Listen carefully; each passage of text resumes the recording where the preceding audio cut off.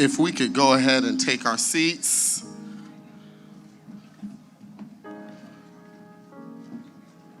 And we will have a musical selection. An Ellington Jazz Trio with the PV Singers, with the director from A. Jan Taylor.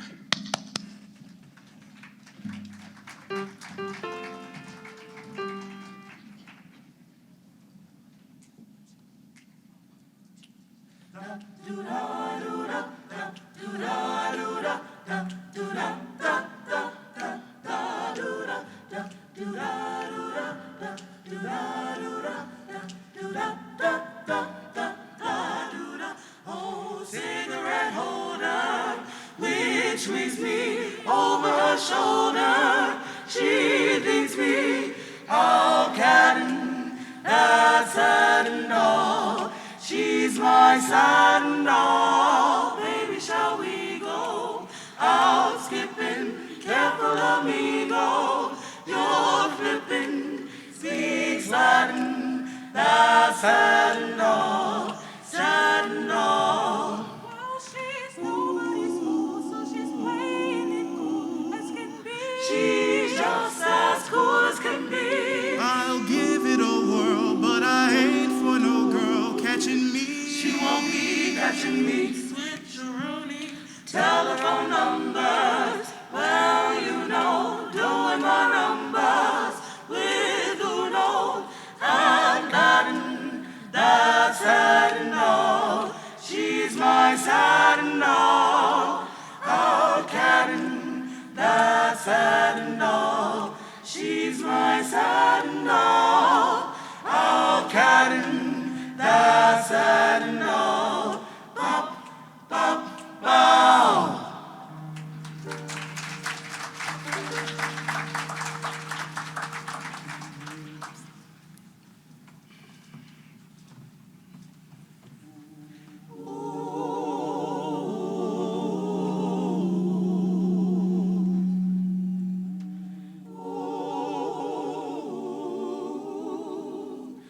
In my solitude,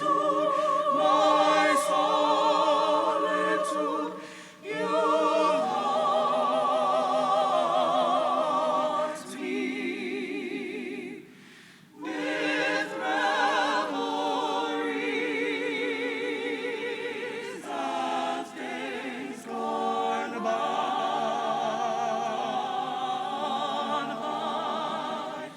In my solitude,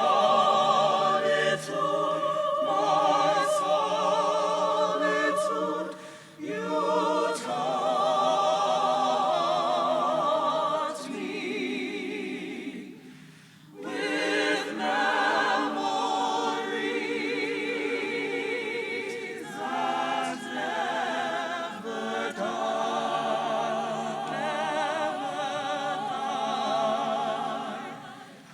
I sit in my chair, I'm filled with despair.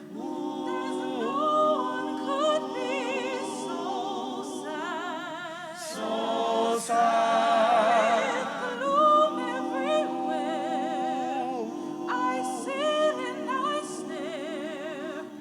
I know that I'll soon go mad. In my solitude,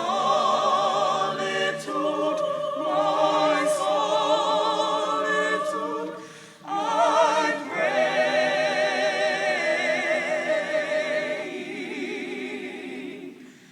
Dear Lord above, send back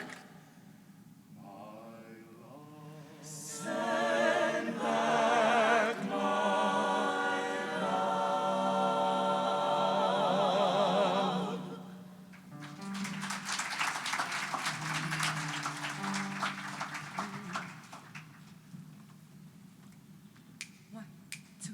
One, two, three.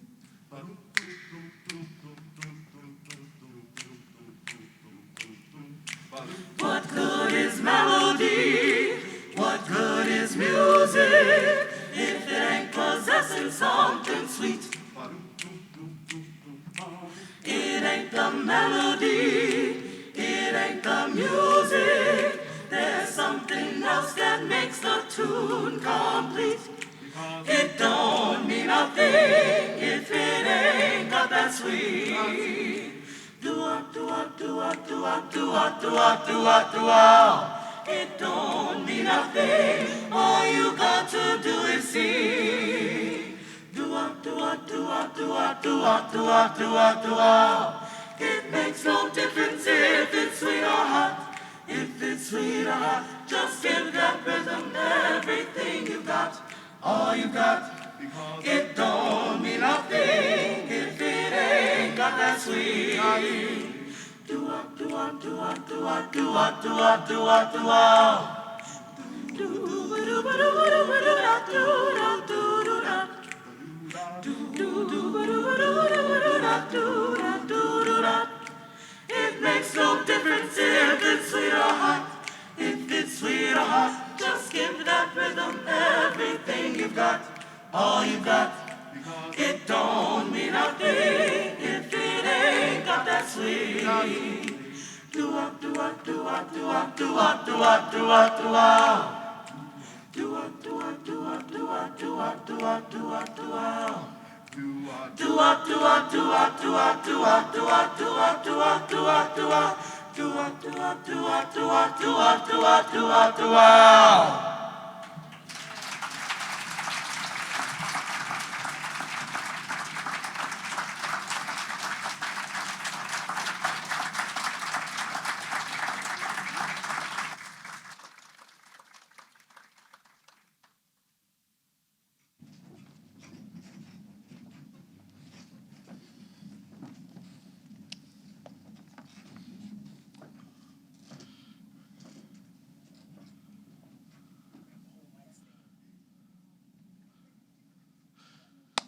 Clap for the PV singers, y'all.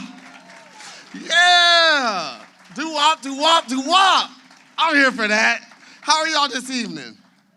Good? Come on, y'all. Y'all sound like a Tuesday night crowd. How are y'all this evening?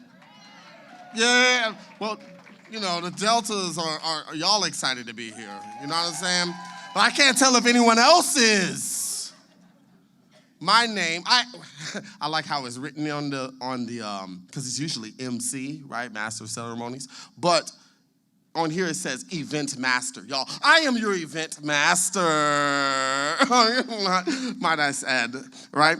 And my name is Outspoken Bean, but if you know me, it's Emmanuel Bean, and I am your event master for this glorious, glorious event, y'all. Yes, give a round of applause for yourself. Thank you for the ensemble for being here, for allowing us to be here. I am a poet, a spoken word artist, motivational speaker, and right now, until 2023, I am your current Houston Poet Laureate, right? I know, I'm excited about it too. Thank you. You don't have to clap so much. I appreciate it though, but keep going. So, but we're not here for that, are we? Right? We're not here for that. Yes, I am a graduate of Prairie View A&M, and yes, I am a poet, but I'm not afraid to admit when I learn a new word. And we are here to honor, to give love to our living legends. The new word I learned, inimitable. Nikki Giovanni, ladies and gentlemen. All right, we're always learning, okay? All right? Also, some of you didn't know it either. Okay? All right? Okay. So, well, without further ado, we're going to keep this event going, y'all. Let's make sure that we show love and we make this stage warm for every person that is going to be coming here and gracing us. Y'all, I'm from San Antonio, and before I even got here, I had heard of this theater, this very historic space of the Ensemble.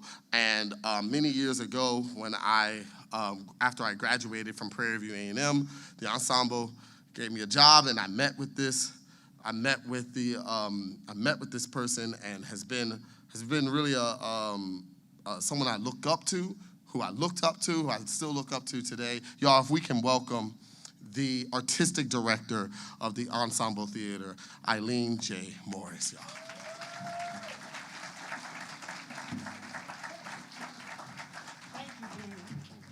Thank you. Hi, everybody. Oh, my goodness. I don't think I should do that.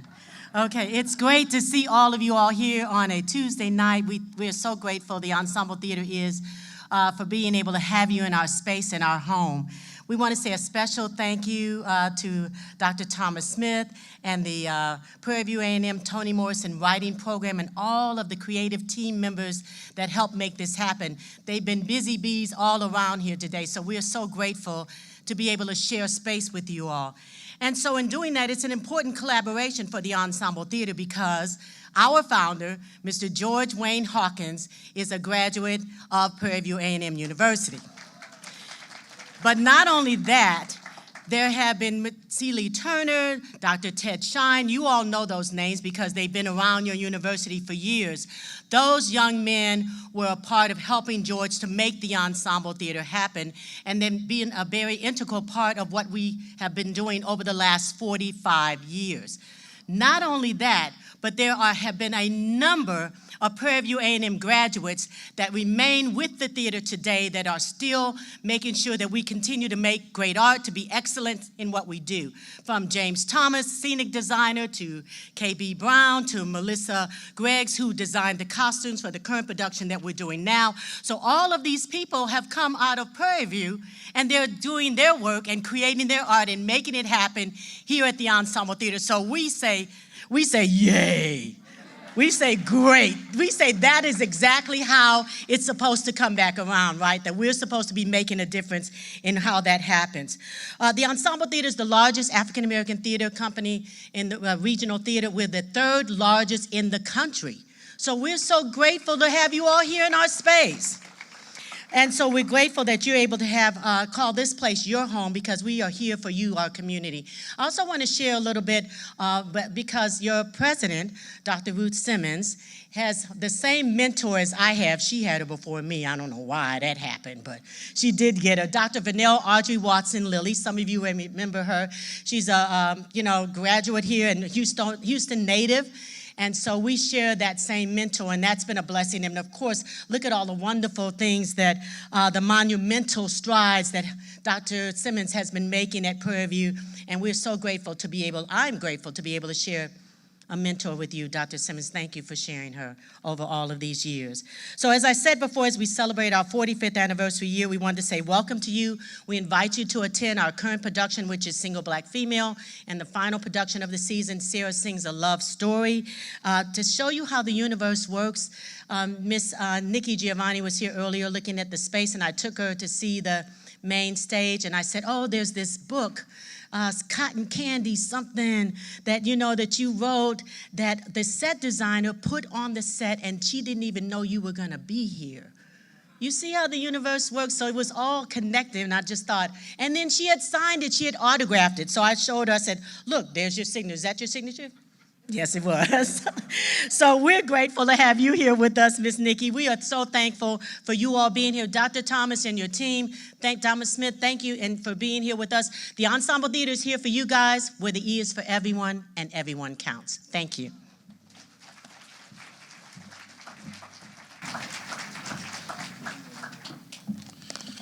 Thank you, Eileen Morris. All right, y'all. Not me at this moment, because I have one, but have you ever were looking for a pen and you didn't have one at that time? Well, right now, tonight, you should not be having that kind of situation because we, I say we like I pitched in, but there are, on every seat, there is a beautiful pen that is for you, that is a gift from Prairie View to you. Please use it as much as possible. I believe it says Nikki Giovanni's name on it. I don't have one on me right now, but please, if you don't have a pen and then yours next door to you, the seat next to you is empty, take it. All right, and moving right along with that, all right. representing the Honorable Sheila Jackson Lee, who is en route to Poland right now on the nation's business. Congressional woman the congressional woman is also represented here tonight by her husband, Dr. Elwyn Lee, and her daughter, Erica Carter. I'm not sure if I don't know if they're here. I want to make sure that we presented that, but we're going to be hearing now from the U.S. 18th Congressional District, Yoruba Harris, and she is the district chief of the U.S. Congressional District. Y'all, please welcome Yoruba Harris. Yeah. There she is.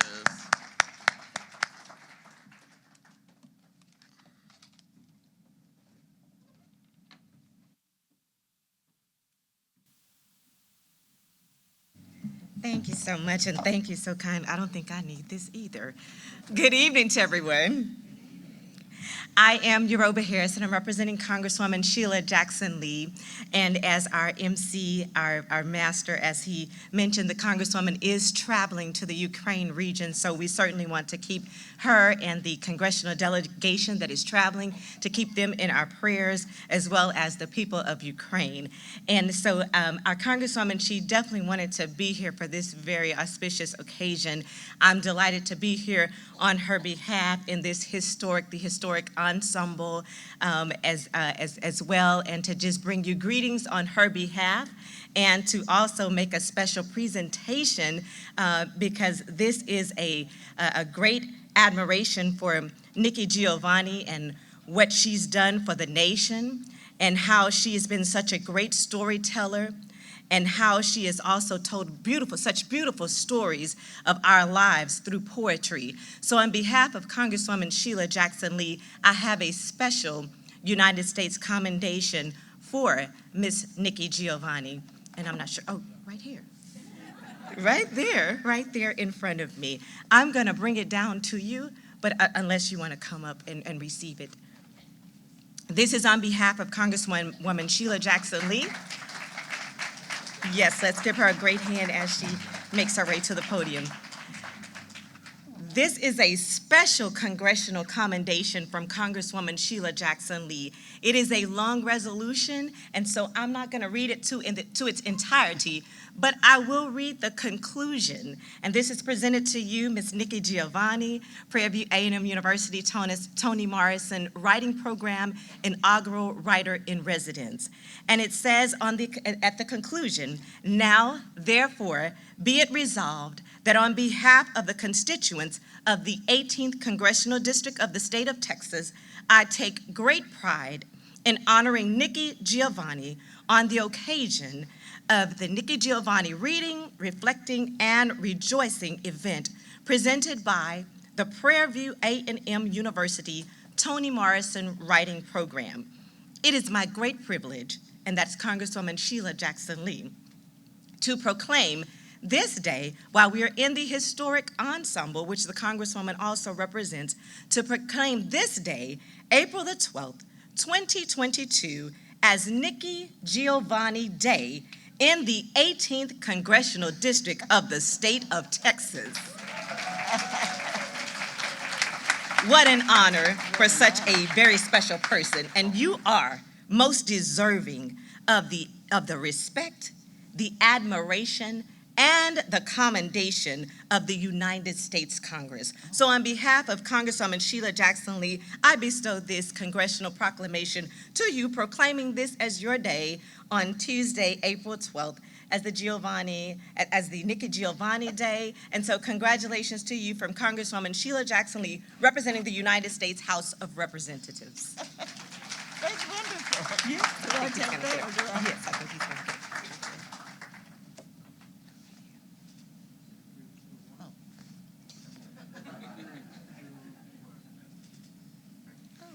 Awesome. Let's give her another hand. Thank you.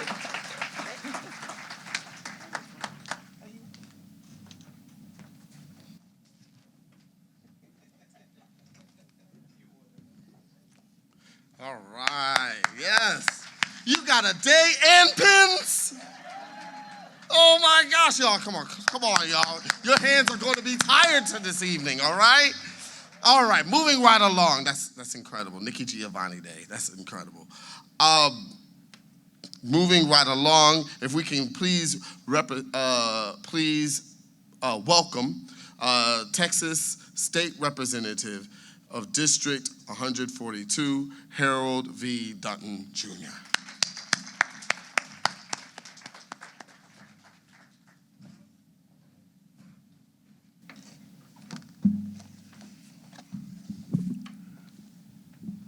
Well, I guess I need this too. I don't think they knew I was coming or something. Thank you for this honor and privilege of sharing in this occasion. Let me also thank my childhood friend, President Ruth Stubblefield Simmons. She and I have a shared history, having grown up one block from each other in Fifth Ward, Texas. She has made unparalleled strides in advancing Prairie View University to a world-class university. And for that, I commend you and say thank you. I bring you greetings from the Texas legislature, particularly the House of Representatives, where I am the chairman of the House Public Education Committee, the first black to chair that committee in Texas's 176-year history. And I don't misunderstand me. I don't say that about me, but that says more about Texas than it does about me. And while I'm talking about Texas, let me share a few facts with you about Texas that some of you Texans may not know. Texas encompasses 270,000 square miles. If Texas was a country, it would be the 40th largest country in the world with 270 square miles. There are almost 30 million people in Texas. One Texas ranch is larger than the state of Rhode Island. Dr. Pepper was invented in Texas. Our state capitol building is the largest state capitol in the nation. A time capsule in Texas contains a passbook to a bank account that is expected to be worth $1 quadrillion by the time it opens in the year 2968. You might be able to buy a gallon of gas with that. And finally, my good friend, the late Al Edwards, made Texas the first state to officially and statutorily designate and celebrate Juneteenth. Now, yeah, you can clap for that, that's great. Now, there is some confusion about this celebration. Some say it's because the word of freedom got to Texas late. Others say the enslaved in Texas, like elsewhere, had a communication system that was even better than cell phones.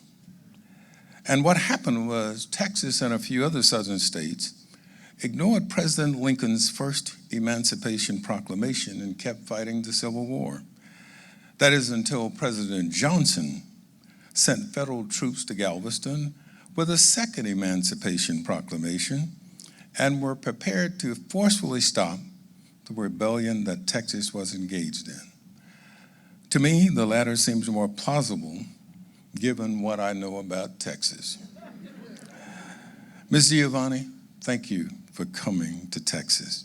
And we wish you all the best, and that your effort in reading, reflecting, and rejoicing becomes the spark that is a beacon light to all of our children, especially in third grade. You see, we have a problem in Texas in third grade because we only have 30% of our third graders reading on grade level. That, as I told them recently, is the canary in the mine for us about what's going to happen 10, 15 years from now. We need to do something about it, and I hope the fire that comes from Dr. Giovanni is one that explodes throughout this state and we're looking forward to working with you to do that. I also have a resolution, and while the 18th Congressional District made it so that Dr. Giovanni would be, it would be her day in District 18, this one simply makes it her day in the state of Texas. Thank you.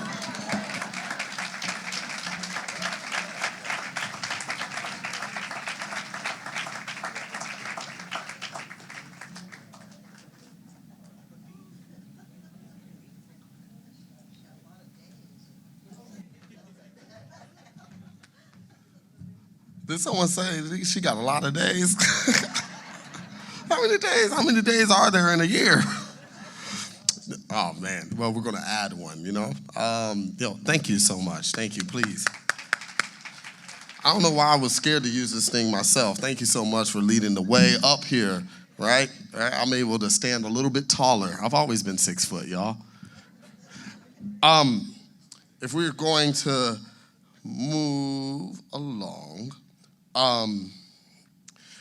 so is Janice Weaver?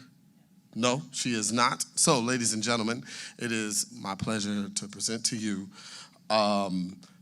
Council Member of District D, Tiffany Thomas. District D, but your middle name is D, but you're District F. There we go. There it is.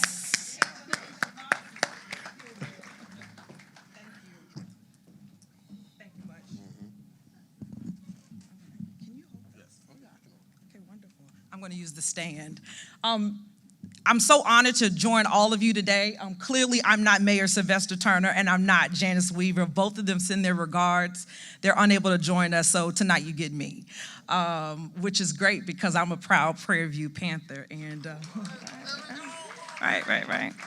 Wonderful. So I'm going to make sure that my comments are very limited because I, like you, want to enjoy the moment tonight.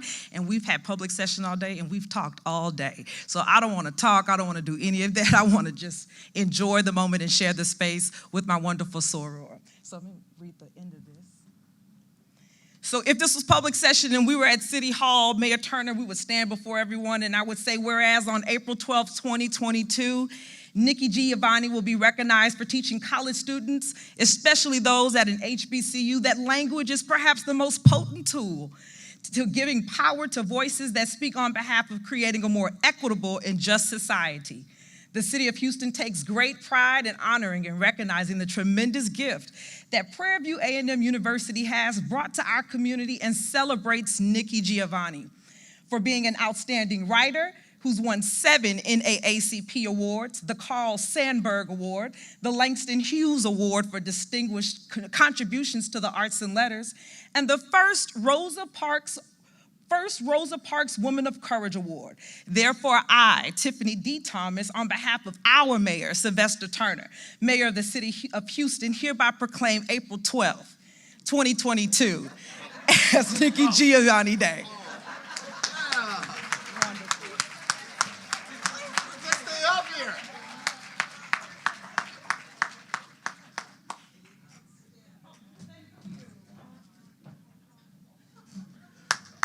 All right.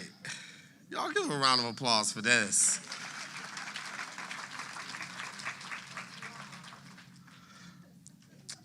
Man, you got more days than Buc-ee's. Yeah. And I don't know, Nikki Giovanni, I don't know Queen Giovanni. I don't know if you've been to Buc-ee's yet, but it's a big deal. I was waiting for you to bring it up, Rep. I was like, yo, he ain't gonna talk about Whataburger and HEB. All right, so let's move on, right? Again, I am a proud Panther, right? There all day, you know what I'm saying? And I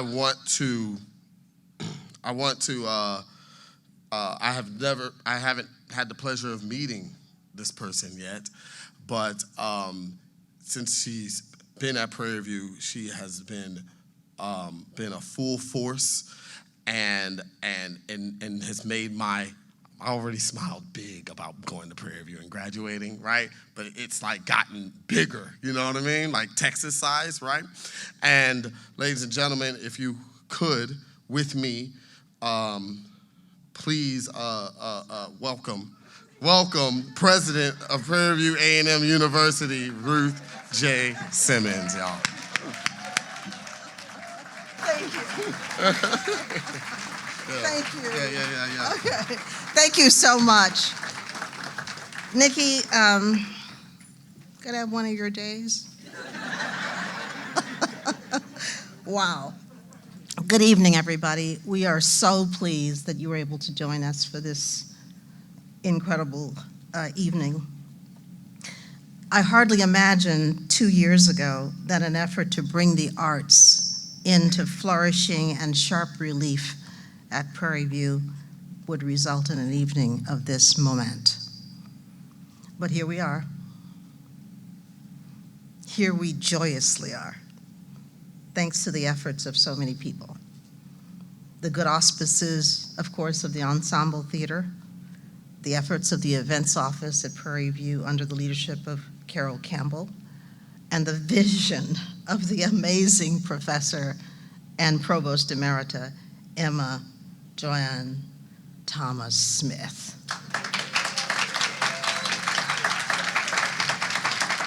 Now, don't get me wrong, we celebrate many fields, endeavors, and accomplishments in a university. That is as it should be. After all, knowledge is power, we know.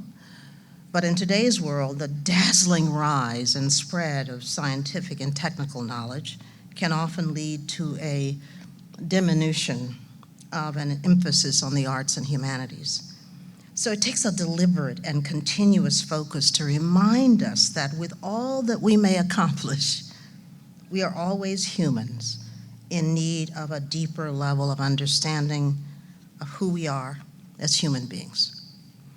Understanding the essence of who we are enables us to have better relations across difference, more satisfying and richer lives, and greater capacity to endure the many challenges of life. And we all know there are many today. Our humanity has been probed by millions over the span of time, with interpretations that reach far and wide, and yet we are still in need of that understanding. We need the studied insight of poets and musicians, filmmakers and dramaturgs, novelists and essayists, performing and visual artists. It is their task to lend greater meaning to what we are experiencing, to explain what we can only feel, and to bring light to the dark spaces. The magnificent Nikki Giovanni has been our guide and our inspiration, our prod and our teacher for many decades. It is with supreme honor that we welcome her. We are delighted to have her with us as the inaugural writer in residence in the Toni Morrison Writing Program. And would Toni be pleased, Nikki? She would be so pleased to know that you are here doing this work. So welcome to this special event. We are honored by your presence tonight, and we hope to see you at many more public events sponsored by Prairie View A&M University. And you know, you may have noticed there are a lot of deltas out there, but that was not an invitation. Welcome, one and all. We are so proud to be associated with this marvelous writing program. And as Harold said, as so many others have said, we need to treasure our words.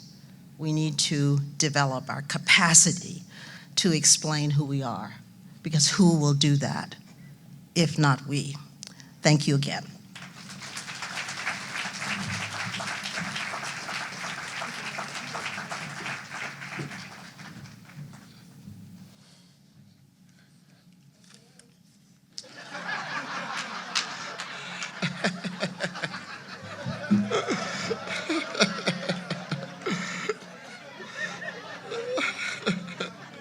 Hey, listen.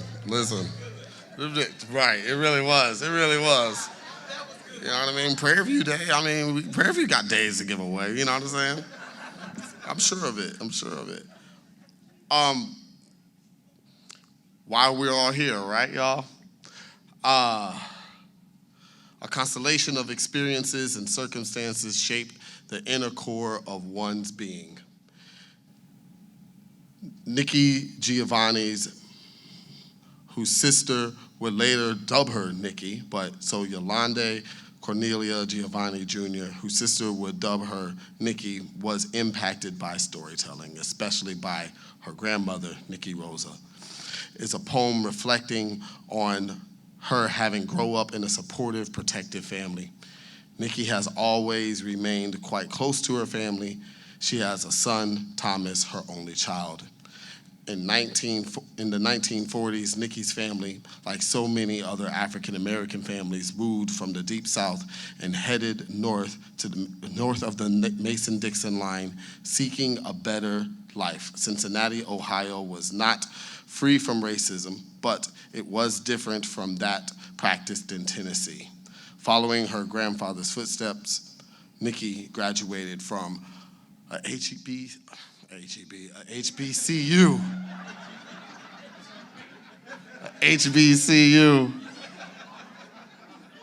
Fisk University in Nashville, Tennessee. Yeah. Go ahead, clap it up. She later studied at the University of Pennsylvania and Columbia University. In 1968, Nikki Giovanni published Black Feeling, Black Talk. She boldly examined the place of race and the dimensions of power and the complexities of relationships. There were conversations with notables like James Baldwin, which I've watched quite a bit. Her linguistic agility and superb vocal delivery spoke to the intellectuals as well as the minimally educated. In 1970, her 1970 book, Recreation, showcased her capacity to do so aptly, use language to achieve purpose. The assassination of Malcolm X, Martin Luther King Jr., and Medgar Evers jolted Nikki.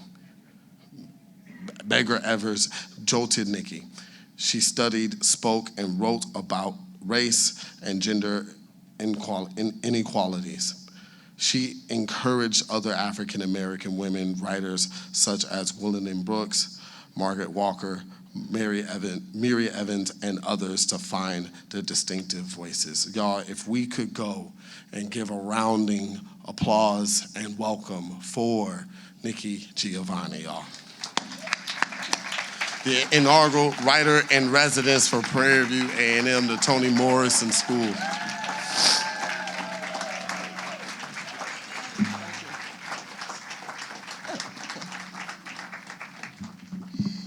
The reason this thing is here is because I'm short. That's exactly it. I want to thank Prairie View, and I want to particularly thank Dr. Simmons for inviting me to be the inaugural Toni Morrison writer for Prairie View University. I was thrilled when I was contacted by Dr. Simmons, and the answer is yes. Toni was a friend, and my verbs always get confused because in some respects, as I just said, Toni was a friend, but she's still a friend because, as we all know, you're not dead until you're forgotten. And it's really wonderful. Of course, poor Emma had to be bothered with me all the time. I'd call, forgetting that I live in Eastern time and she lives in Central. And I would call in the morning and say, "Oh, I need it, yeah." And she, "Are you awake?" "Oh, yeah, awake." You know? And I really have appreciated working with Dr. Thomas, and it's been really great. And I just want to say, and this is echoing, it's going to get on my nerves in a minute, but there are several things I want to say, and I'm in a good mood. Okay, let's start with that. But I'm always so pleased when I walk into a room and I see red. I am. And I know it's because my sorors have come out to support me.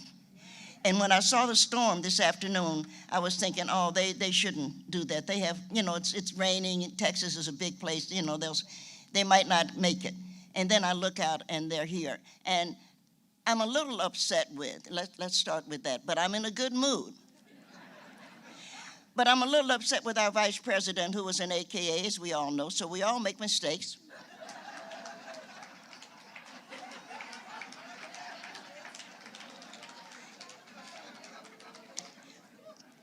But we Zetas, the Divine Nine elected her. And I think it's very important that she recognize that the Divine Nine made that decision. We got out and we all voted. We all got other people to vote, and Kamala Harris owes us a little bit more than I'm busy being vice president. I just thought I'd mention that because maybe somebody here wants to run for president, and I teach you your manners. You walk into a room, and I'm very lucky because I'm just a poet, so I don't have to worry about a lot of things. That's true. But I have walked into rooms, and I just want to mention it because last month was Women's Month, but I walk into a room, and I could walk into this room, and there could be one black face, and I would look at it, and I would thank her for coming. Because you get tired of being a black woman and being unappreciated. You get tired of being created, of being accepted like you're just supposed to do that. Nobody acts like you have children at home that you had to find somebody to take care of, or in some cases you had to bring your children here, so you sit in the back in case one of them cries. Nobody mentions that. Nobody mentions that you got up this morning and you had to go to a job that you're underpaid for, underappreciated, and scared you're going to lose, and you come out to hear a poet. Nobody says, I appreciate you.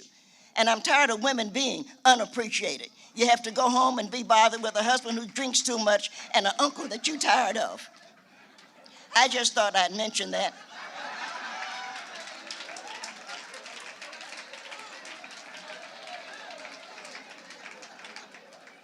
No, it's hard being a woman. And everybody acts, oh, the men, no, it's hard being a woman. And anybody that thinks it's not ought to try being one sometime. And we're here in Texas, and I'm not here to argue the politics because I'm in a good mood. But I think it's important that we own our own bodies. I'm tired of men there's not been a pregnant man on earth, so he doesn't know diddly squat about having babies. And your poet laureate mentioned that I had one, and it's because I realized, oh, this is hard. It is. Something small goes in and something big comes out. That's the truth.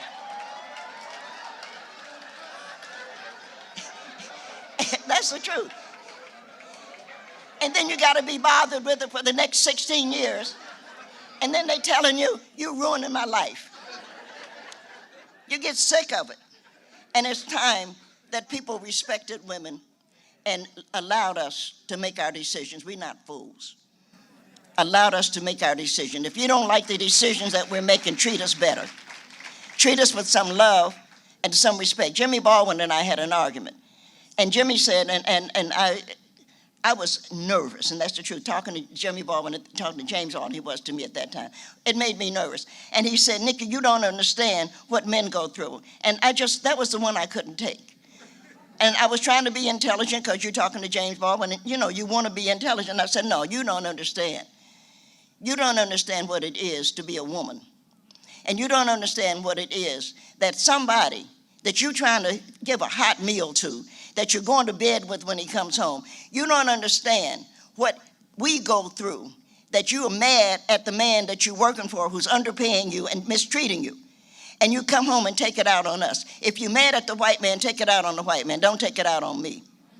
If you're upset about something, don't come home and hit me. Go hit somebody that you're mad at. And Jimmy said, no, but who's going to pay the rent? I don't know. I don't know. But I know this, if I'm home trying to take care of you and your children, I deserve a little bit. And that's what Jimmy, if you look at it, you'll see that's what Jimmy and I were having a discussion about. And I think it remains, if I may, the same. We're living in a world that everybody has something to say about what you're doing. So we talk a lot about black people. We talk a lot about what's wrong with black people. There's nothing wrong with black people. We need to talk about what's wrong with the people that wrong. Because ain't nothing wrong with us. The biggest issue that's been made in the last decade has been that the Klan had to take their hoods off. Weren't you proud of that? They finally had to take their hoods off. Toni Morrison said it didn't matter whether they had their hoods on or not, because all you had to do was look at their shoes. That's right. The gentleman says the third grade tells us a lot. But one of the things we have to do is we have to read to our children. Cut the TV off if you have one, and I don't recommend it. Get rid of the iPhone. I definitely think that should go. We have teenage girls who look at the iPhone and decide that they're ugly and decide that there's something wrong with it. And we have a boy who's crazy, and I hope you're boycotting him because I sure am. His name is Chris Rock. And Chris Rock is standing up there. Jada Pinkett Smith has shaved her head because she has a disease. When did that get to be a damn joke? And he's standing there making a joke of it. When did that get to be funny? And I'm glad if Will Smith had grown up in my neighborhood, we'd still be picking up his teeth. No, Will was just a middle-class black boy, so you know he didn't know how to fight. Yes, it's true. Some of you know that. His butt would have been stomped because it needed to be. Why should he have to let him? If Will had been married to Virginia Thomas, who is a traitor to our nation, am I right? She is a traitor. If he had been married to her, everybody would have said, you know, we understand why he wanted to protect her. But Will is married to a black woman. And so all of a sudden, a black man saying, I'm going to defend my black wife, then that becomes, well, we don't like the violence. Hollywood doesn't like violence. That's all they did. Everything else is a murder. Every time you turn around, something is blowing, something is doing something. And I think and I was mad at Whoopi Goldberg, who I didn't think was funny when she was funny. I just have to mention that because Whoopi's crazy too. She's sitting there, am I right? She's sitting there telling the Jewish community, oh, this isn't racism. What do you call it when 6 million of your people are murdered? Of course it is. And I'm trying very hard not to resign from the NAACP, of which I am a life member, because the NAACP didn't have anything to say when Alex Baldwin murdered a woman on set. Nobody talked about, oh, this is terrible. We have seen so much. And then the NAACP is going to turn around. The head of the NAACP, we don't believe in violence. Are you kidding? You're going to say that to the people who live off of violence? And I'm glad Will resigned. I don't know, by the way, I don't know these people. I don't know Will. I don't know Jada. I don't know them. I just know what I watch. And I just wanted to share because I'm here in Houston. And one of the things that Houston has that nobody else has, you talked about a lot of good things in Houston, but the one good thing that Houston had was Barbara Jordan. Oh, yeah. No question. And I remember Barbara was our soror. Yeah. And Gene Noble was president of Delta Sigma Theta when Barbara was running for office. And Gene, you know, when you're president, I don't know about anybody else's sorority, I just know ours. When your president calls and says you have to do something, it's no point in asking why. So Gene called and said, we have to go to Houston. There was nothing to say why. It was like, when? You know, we need to be there. So, okay, we're there because we came to raise money to help elect Barbara Jordan, which is one of the great things that happened in America. Talk about a play that needs to be. Miss Jordan was she's a great old gal, just a great gal. And so we came to Houston. It's the first time I came to Houston, but we came to Houston for Miss Jordan. And we have to take advantage of the fact that look at what great people this city has made. And I'm not saying that any of you have forgotten it because we come through the airport and there's a statue of Miss Jordan. And I am so pleased. And it's not just because she was a Delta, though we're so glad she is. In all fairness to everybody, I traveled, when I was younger, I don't travel so much anymore, but when I was younger, and I just want to share this, I was traveling around. I had to go to the University of Pennsylvania. And so I was in the airport, and it was raining. It's when Penn, for those of you who know Pennsylvania, when they had just that trailer, they hadn't built their big airport. And I walked in one day. I am a nervous person, and many of you don't know that. Some of you know me, you know that. And so I'm always worried about where my back is. I'm a civil rights person, so, you're always worried that somebody's going to, shoot you or something in the back. That's something unpleasant.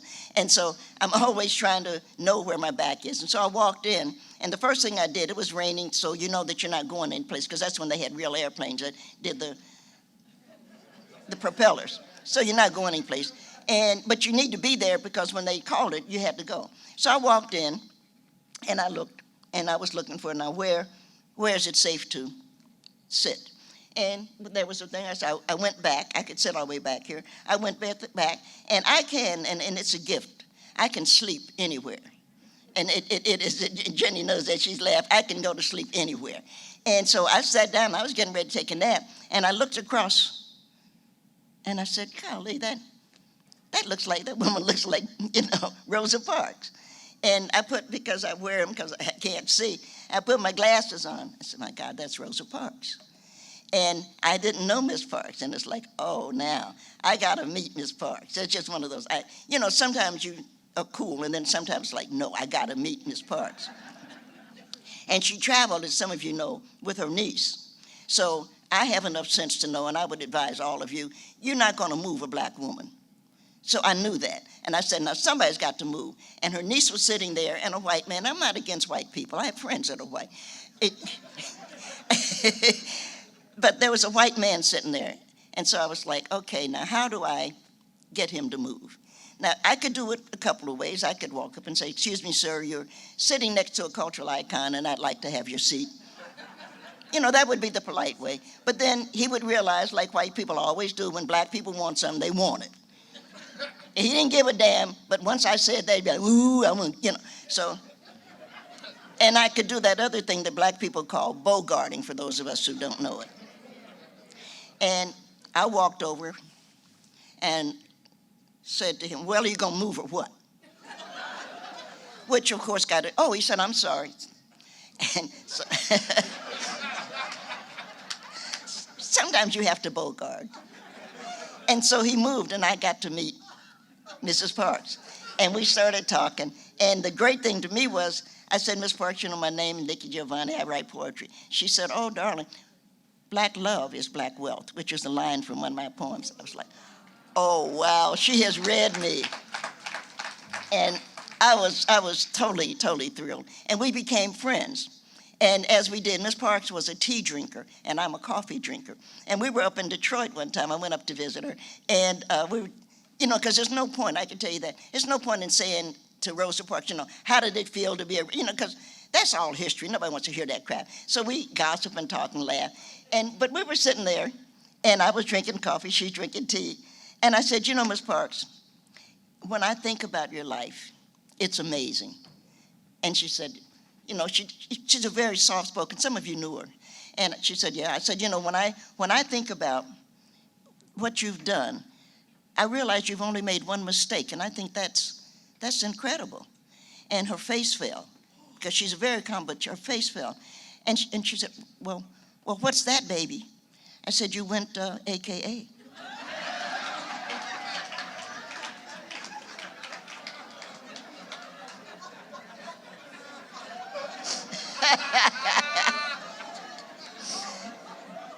The AKAs will never forgive me for that, but I laughed. Y'all had a lot of good people. Toni was an AKA.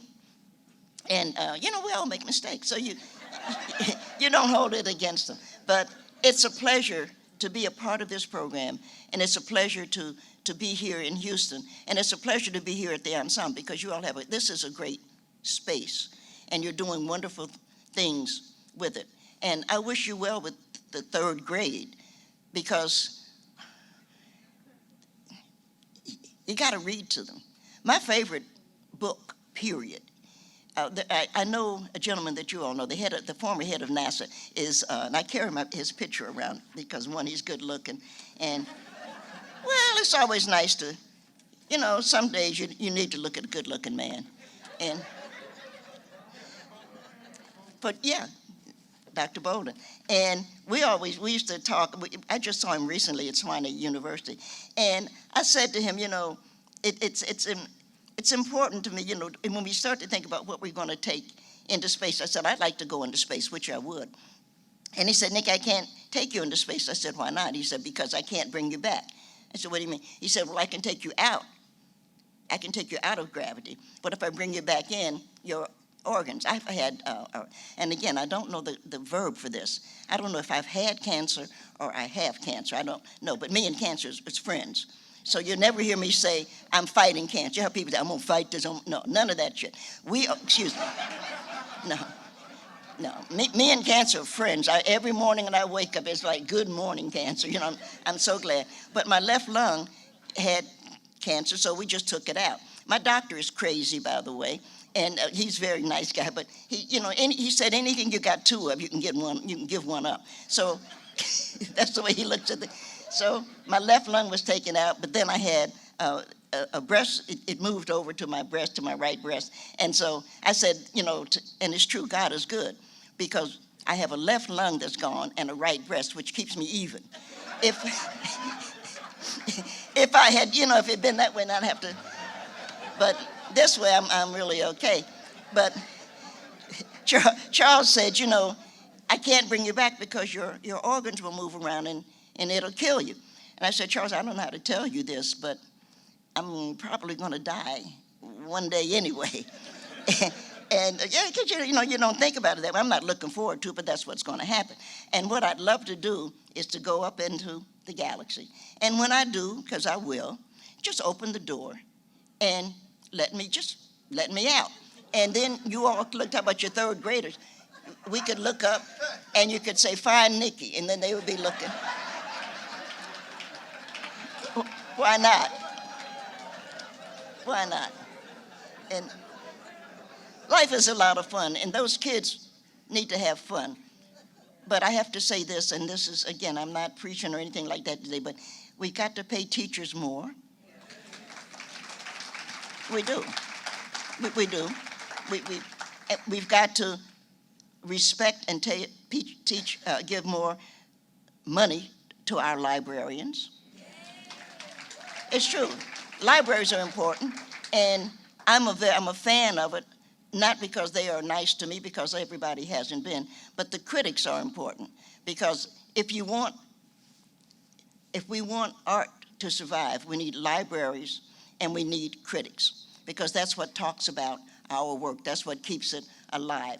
And I think that's one of the reasons that people are trying to burn books, and that disturbs me. Somebody says, oh, this book disturbed me. My son was upset about this book. What the hell? He's supposed to. There's some stuff in America, it's a lot, that you ought to be disturbed about. There's some pictures. I took that when that fool, and it made me so mad, because he talk about a dummy. He is. That's only fair. Yes. Clarence Thomas is a dummy. We do know that. And I was just trying to find another way to say it. But no, he's a dummy. And one of the things that he was saying was, this was a lynching. This is a legal lynching. And when he did that, which I don't care, I didn't have a job when I went to Virginia Tech, and I won't have a job when I leave, so I don't give a damn. But because sometimes you have to remember that. And I took a book into my class, and it's called Without Sanctuary.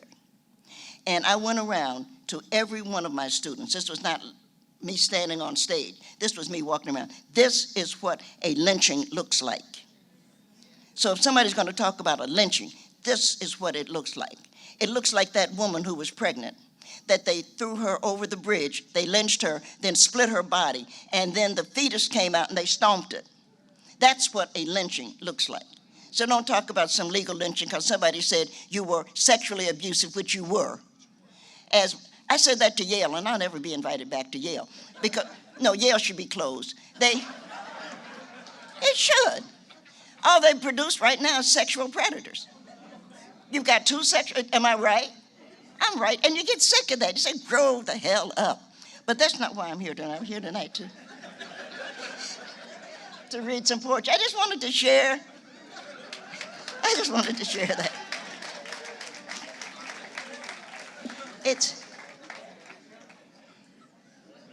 used to think it was a good idea to grow old, but the older I get, I'm not so sure. It's a good idea, but it can be difficult. But I remember the woman who was closest to me, or to whom I was closest, my grandmother. And I went to live with my grandmother because my parents fought a lot. And I finally got to the point that I could talk about that. And it was important because I'm not the only one who has a crazy parent.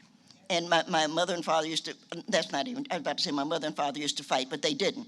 My father used to beat my mother because there's no fight. She's 4'11" and he's bigger. And so I finally went down to visit with my grandmother, and I finally asked her, can I stay with you? And she said yes. And actually, she said, I'll have to ask John Brown. That's my grandfather. But I realized grandmother never asked John Brown anything. She told him what was going to happen. And and someone is working on a book now, for those of you who would be interested. It's working on a book on the husbands. And I am so glad. That's not the kind of writing that I can do, that I do. I don't do that kind of research. But it's on the husbands because Mr. Parks, Rose's husband, Pappy Hamer, Fannie Lou Hamer's husband, Pappy, was great. And we had a couple of more that we're talking about the husbands and how they were supportive of the wives and what they did and how it must have been incredibly, can you imagine being Raymond Parks and know that your wife is going to be in jail and worry, are they raping her, are they beating her? But we know that Pappy knew that his wife was being beaten, and he had to find a way to hold himself together, to take care, and their children were adopted, as you know, and to find a way to tell Fannie Lou, you're important, and what you're going through is important. I think it must have been just incredibly difficult.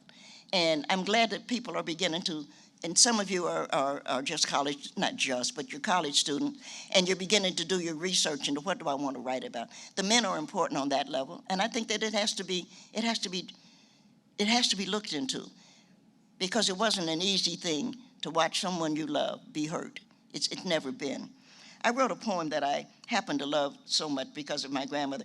I forget a lot of things, and I think that that's a gift from God. I do. I forget people. I forget names. Jenny says I don't care. That's probably true. But, but I forget because if you don't let things go, you'll be unhappy. And I don't have ambition, and I know probably I should, but I don't, and I'm still not. And I would recommend, I'm going to be out at the school tomorrow, and that's one of the things I'm going to say, do not let ambition ruin your genius. You go ahead and do what you have to do, because the better you are, the less anybody understands you. So that means you're going to lead a lonely life. And all we can do, if we watch your IQ go up, you're going to be lonely. And so what you're going to do is you're going to look for the one or two people. You're not going to have a lot of friends. That's why I hate Facebook. I don't do it. But that's why I hate, people looking, they are having friends and they're having a good time. They're not having a good time. If they were, why are they writing you? No, I mean, that's sick. If they had anything, they wouldn't have time for you. And don't let that fool you. You go ahead and do what you have to do. And a part of what you have to do is believe in yourself. And when they were building the African American Museum in D.C., which I recommend, it was so lovely. And I had forgotten, because I don't handle that. I run a very small office. I don't run it, I share a very small business. We have 3 people. And one of the things that we did, somebody gave, I guess I gave permission, but I'm in it. And so it was one of those things that I hadn't thought about. We went to the legacy opening because first it was the legacy opening, and then the next one is the presidential. So Barack Obama was president then. And I thought, oh God, no, I'm not going to going to a presidential anything is a mess, because there's so many civil servant people, everybody's around and got guns and just things that you don't want to be bothered with. So the legacy, nobody cares. It could have blown us up and nobody give a damn. So Emmett Till's people were there, his cousins were there, and I hadn't remembered that I was in it. And the museum goes like this. It's beautifully, of course, Houston is so beautifully made because it's a tall building, but it's made like that. And as we were going around, we started up, and you can turn to the right, which I'm not going to ever recommend turning to the right, but you turn to the right, and there's going to be me. If you turn to the left, there's going to be like a little room. And it had about maybe 6, Ruth, you've seen it, about 6 where you can tell your story. And I live in a community that is predominantly white, and I always remind them, you have a story to tell about segregation. This is not my story, because I didn't have to learn segregation. You did. And you have to remember that. The white people who had to learn, oh, that's a Negro, you have to dislike it. You can screw her, but don't marry her. Because, am I right? I live in Virginia. So when John Loving wanted to marry Mildred, he got arrested.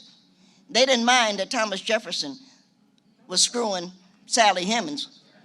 Nobody minded that. But if he had said, I want to marry her, I want to free her, I want her to be my wife, I want the world, he would have been hanged. There's no question. And we have to remember, I don't know how you feel about Benjamin Franklin, but I like old Ben. You have to remember when they were all getting together to start this country, which I love, and all of the so-called founding fathers, John Adams and all of them, and it was Mrs. Adams that said to John, don't forget the ladies.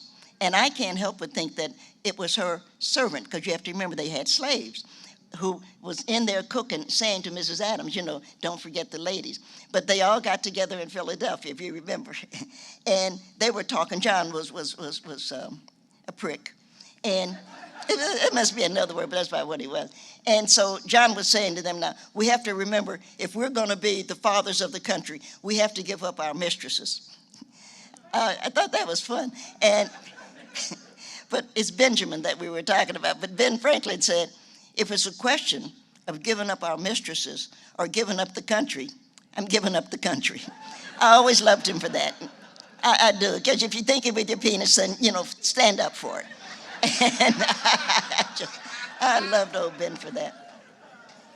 But I shouldn't do this. I hope I'm cheering you. But what I was sharing that I wanted to share, I would like to share, is as we made that turn, the women, and they had their Sunday hats on, they were all sitting to tell their story. And I turned, and there I was. There's a picture of me. And without realizing it, without knowing why, I turned, looking for my grandmother to say, see, grandmother, I did my job. And she's gone. She's been gone. It was just, at that moment, I wanted my grandmother to see that I had done that. I was so pleased. I wrote a poem, and it's called These Women, because it is not that their fathers didn't. It's just that these women did. These women, I have known these women, have loved and admired them, have been afraid of and for them. I have slept on lumpy double beds that were covered with quilts made by these women and their friends, washed in the communal tub, and dried with kisses from the Tennessee breeze. The dreams I have dreamed under those quilts took me on this journey, not yet completed. I have sat with these women on back porch steps, gutting catfish or whiting, my knife flying up and down, split exactly to the center, the better to lay flat in the hot grease of the skillet. My hair covered with fish scales, my hands covered with blood, my lips smiling as I have been welcomed into the company of these women. My grandmother would let me break the green beans, pop, pop, pull the string through. When the guests were expected, she would French them. That was the kitchen job. Saturday was a cleaning day. I have bent to my knees to scrub the wooden pantry floor and climbed on shaky stairs to pledge the cabinets, which are kept in which the good dishes are kept. Sundays were Sunday school and church. Our Sunday best clothes, our deliverance from and to Sunday was the answer. I did not know then the questions. I have heard these women when they thought I was asleep, crying for their sons in jail or their daughters being beaten. I have seen the bruises of their daughters, and I have seen the grandmothers not looking. I have heard their prayers when they didn't know what to pray for, looking for understanding and relief, praying for their granddaughters to not make the same mistakes. Had there been magic, I would have lifted these women, all of them, into a red cape and sprinted them away to a happy land. but they are grounded in their God and their families. They are grounded in their hearts and minds. They majestically knew they are grounded in me. And I stand here with my arms wide open, a song fleeing from my breast for the goodness of our grandmothers.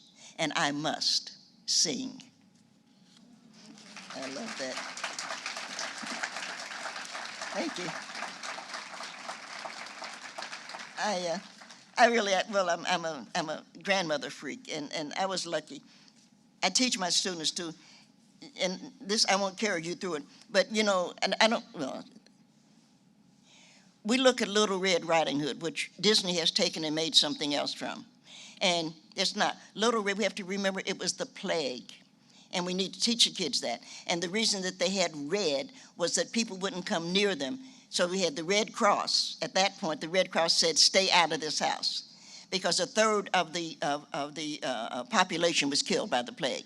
And again, now we're back to women. And I think we need to tell those third graders. Now, why did her mother send her to her grandmother in the forest? Because it was the only way to keep her safe. Grandmothers is what kept us safe. And whatever we're reading, it's still going to be the grandmothers. So Little Red Riding Hood was given a basket, and I'm sure her mother, we don't know what happened to her mother, but it was the bread. Now we're talking, so it's hard bread. We're talking Germany and Poland. It's the hard bread and the dried meat put in a basket and told to go to your grandmother and you'll be safe. We have to know that her mother must have died. She may be starved to death or maybe was taken by disease. But we know Little Red Riding Hood wasn't a fool, and this is what we have to ask our third graders. Why would Little Red Riding Hood make a decision, I'm going to talk to that wolf? That doesn't make sense. Her mother told her, go to your grandmother. And when she got into the forest, she walked to her grandmother. And the wolf was not going to be there eating up her grandmother and some crap like that. Her grandmother's going to take care of her. And her grandmother's going to hope that she is going to be all right, because her grandmother knows that one day she won't be there. So she is going to teach Little Red everything that she knows, like our grandparents, great-grandparents, great-great-grandparents taught us the spirituals that we know, to teach us what it is that we need to know to go forward, to teach us no matter what. We are leaning on the everlasting arms. Don't ever turn back. If somebody asks you who you are, tell them you're a child of God. We're trying to remind our great-great, we're looking for the next generation, and we are reminding them that nobody can make you anything. You are somebody. You are important. And we look at those too. Somebody will study that also. We look at the fairy tales, and we look at the spirituals, and they do the same things. Somebody takes away the books and takes away the ability to write. And when they do that, we have to find a way. So the white people in Germany and in all of Eastern Europe there, they found a way with the fairy tales. The black people in America who were enslaved found a way in the spiritual. But we come together. And it's important, as we are telling these third graders, this is what you need to know, and this is what you need to listen to. And I was really pleased to hear Duke Ellington. I didn't know Mr. Ellington, but I was really pleased to hear the opening was a shout out to Duke Ellington. And I thought it was really wonderful. Duke was a great composer, but the greatest composer of my generation, of course, is Stevie Wonder. No question about it. And the second great would be Marvin Gaye. And the difference between Marvin and Stevie is that Stevie had enough sense not to do drugs. But you also have to remember Stevie Wonder was blind. So that was a blessing. And you remember Stevie's mother. I didn't know his mother. But Stevie's mother finally got tired of him being in the house, you remember? And she said to him one day, Stevie, go out and play. And he said, Mama, I'm blind. I don't give a damn what you are. Get out of the house. It was wonderful. And so he had to get out of the house, and what he did was wandered over to Motown. And there's going to be a whole discussion of Motown that I'm not in, but he started to sing, and he started to create music. And all of this is important as you're talking to your third graders. So you think you have it hard, you can see, you can walk, and right now you're not on drugs. So let's keep those things together and let's see where you're going. There is a galaxy out there. I'm really fond of the galaxy. I do want to do space. I don't have a problem with it. I just think I want to go into the galaxy and I want to meet what life forms. And I said to my class, who think I'm crazy, of course, what if this virus that we're fighting is not it's not a predator? What if it is another life form come to visit us? And they said, Nikki, that can't be. I said, why? Sure it can. Because we don't know what other life forms look like, because we don't know what life forms on Earth look like. We don't know what each other look like, of course. And the virus comes, and we tried to kill the virus, and the virus finally got sick of us. And they said, you want to fight? And they called the Omicron. They said, I'll show you an army. I'll show you one. Don't be messing with us. And so now a bigger army came in. They were not the aliens after us. We live with the aliens here on Earth. Recently in the White House. That's an alien. The rest of us, we're right here. We got to learn to get along with things that we don't know. I just think it's wonderful. I shouldn't do that because I won't get invited back here. But the third graders have to know that there is a life that we don't know. And that's what they have to start to know. And you're lucky here in Texas because you live with Spanish-speaking people. So there is another language that you already know. I'm in Virginia. We barely know English. But, that's the truth. But they are having the Lone Star State really should be 2 stars. And you're having another language. And that, too, is important for the youngsters to know that you have to have another language because there is another life. And you have to have some respect for it. And I'm not here to preach about that. I paid for these damn glasses, and somehow or another they never, and they never do right. But what can you do? Speaking of women, though, and this is not Nikki's Women Night, but I just have to do this because you do miss, well, I do, and I'm sure that we all have a mother or grandmother that we miss. And I think the hardest thing to do, Ed Widge, I don't know if you know Ed Widge Dadicat. And if you don't, you should, because she's incredibly, incredibly brilliant. And when Toni's body passed, I just couldn't go to the funeral. I couldn't bear to see her body in the casket. And Ed Widge called me, and she said, you where were you? And I said, Ed Widge, I just couldn't do it. She said, you have to be better than that. You have to come. I said, Ed Widge, and I couldn't. I said, I just couldn't bear to see Toni's body, and I just couldn't. We were good friends, and we'd been friends too long. And I know that you have to be a big girl about some things, but my mother died in June. My sister died that July, about 4 weeks later, and my aunt died that October. So I do big girl things when I have to, but I just couldn't bear to see a good friend. I just couldn't do it. And so the older Ed Widge gets, the more she begins to understand that it was just too painful. But I wrote a poem that I love so much, and it's called What We Miss.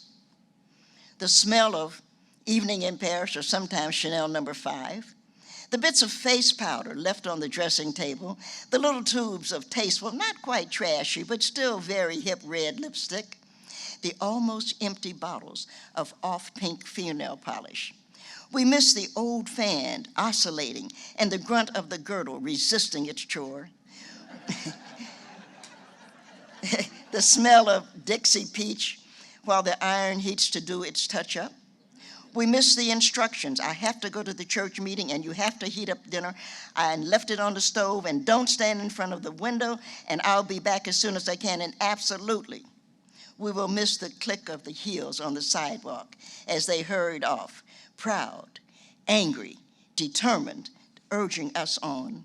What we miss, the excited chatter, spreading the good news of victory or the horrible news of setbacks, always wondering why and questioning when and hoping now or at least soon. We miss the gathering of the book club, the garden club, the Delta Alpha Zeta Sorority Missionary Society, the quilting bee, the Wednesday night prayer group, the voices lifting in prayer or song or irritation, calling for a better tomorrow, whatever better may be, but knowing whatever better is a change from that which cannot be tolerated today. So tomorrow must be sought, defined, embraced, and prepared for. And those voices from those women urged us on. What we understood, that women had to go to work at home and then at jobs and then give back for reading hour at the library or Girl Scouts or Tri-High-Y, then raise money for the city kids to go to camp in the country and country kids to see Washington, D.C., our nation's capital, and all the other things women had to do to stay sane and a woman. They did largely without complaint, always without remorse, frequently without encouragement, but always urging us on, because he may not come when you call, but he always comes on time. To lead hundreds of slaves to freedom, to report a lynching, to pilot an airplane, to guide 9 children, to dance all over Paris and defeat the Nazi with the courage of the Rainbow Tribe, to sing arias and those soul-cleansing blues, to do anything we are called to do, because nobody is better than you, and we believe that because of the conviction in those voices urging us on. What we accept, the love, the challenge, the hope they offered, the necessity to remember, the vision to follow in their footsteps while blazing new trails. What we miss, the sight of those Black women walking down sidewalkless streets, carrying brown bags full of groceries or leftovers or winter clothes in summer and summer clothes in winter, chiding us for missing church, applauding us for schoolwork or the recital, acknowledging some small deed we did, finding something good, and encouraging to say, urging us on. Yeah. Oh, there we go.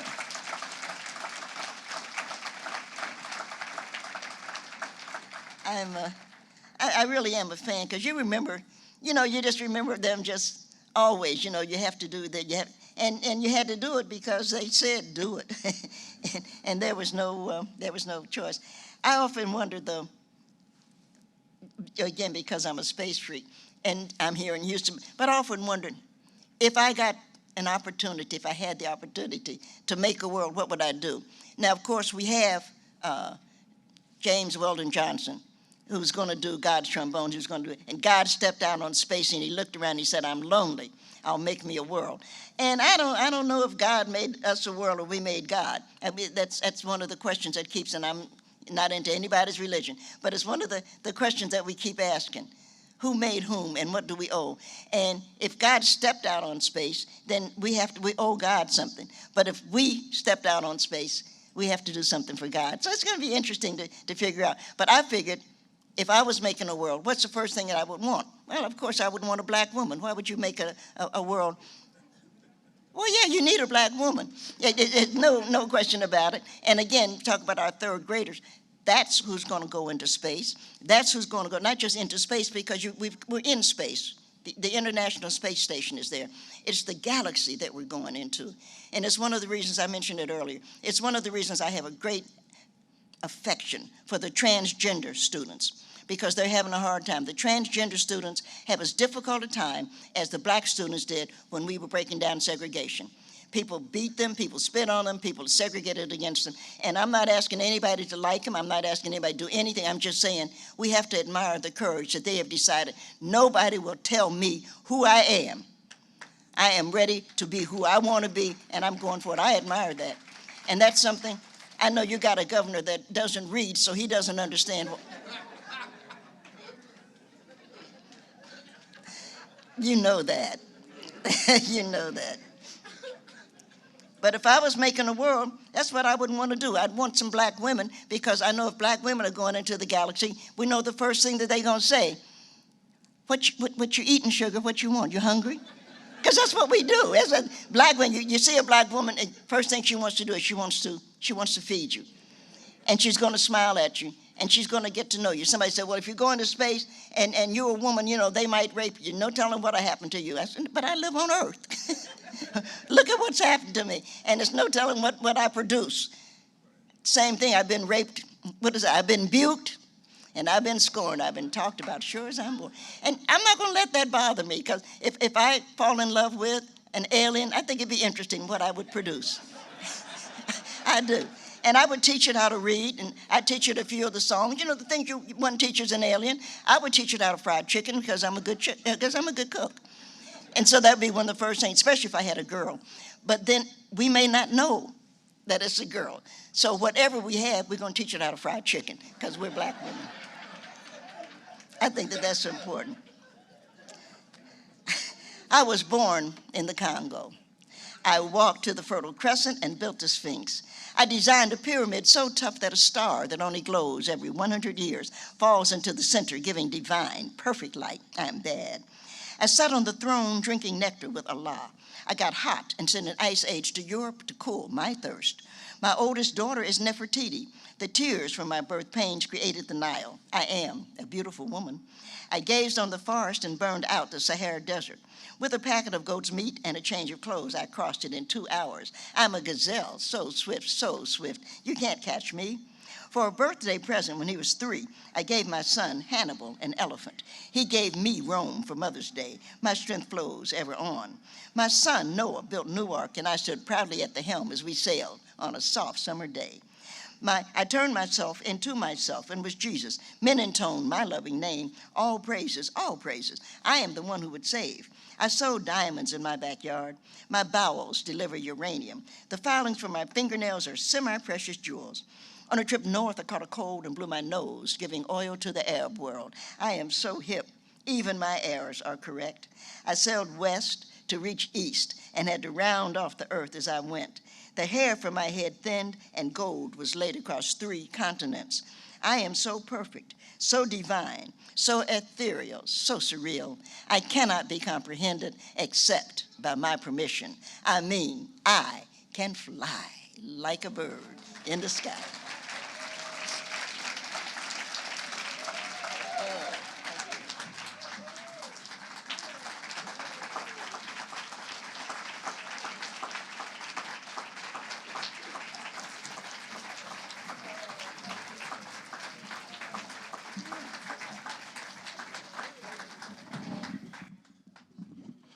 That can't be all, y'all. Nikki Giovanni.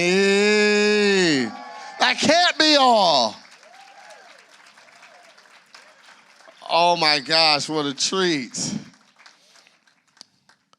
So we're going to, as it says in the program, we're going to give tributes to a legend, right? And I am Houston's poet laureate, and what I do best is poem stuff, poetry things, right? I would love to present in person a poem for you, Nikki Giovanni, right? Yeah, I would. And not only that, I got it engraved and I got it made for you to hang up. Yes. And so, but I'm gonna read it. I'm gonna read it to you. If I didn't leave my phone on my chair.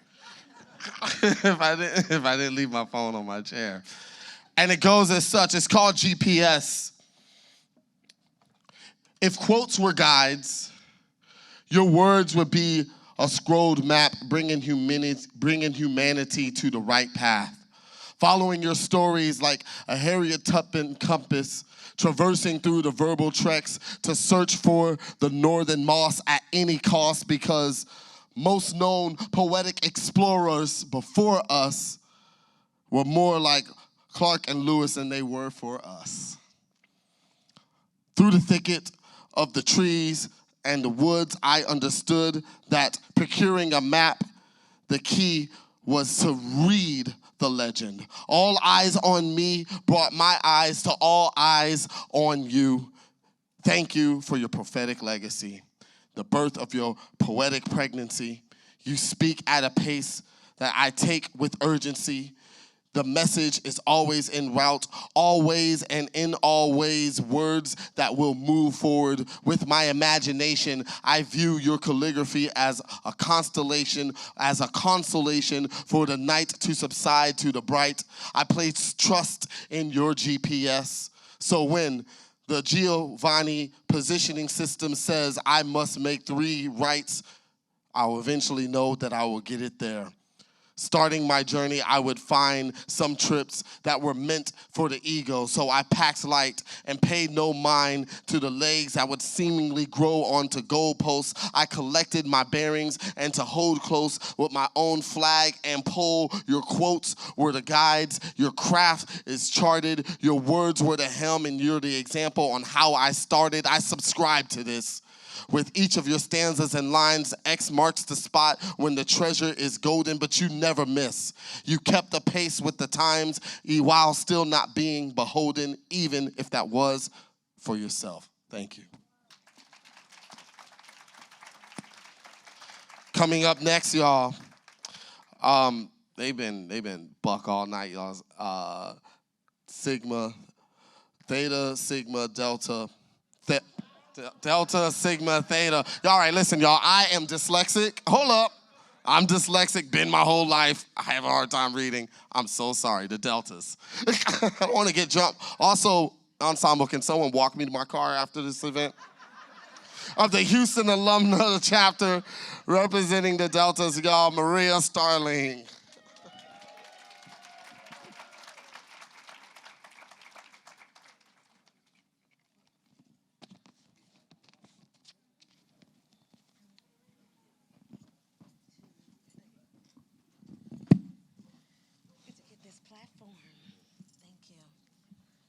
Good evening. I bring you greetings on behalf of the Houston Alumni Chapter, but also on behalf of the greater alumni and collegiate chapters of Delta Sigma Theta Sorority Incorporated. At this time, I would like to ask the members of Delta Sigma Theta Sorority Incorporated to please stand.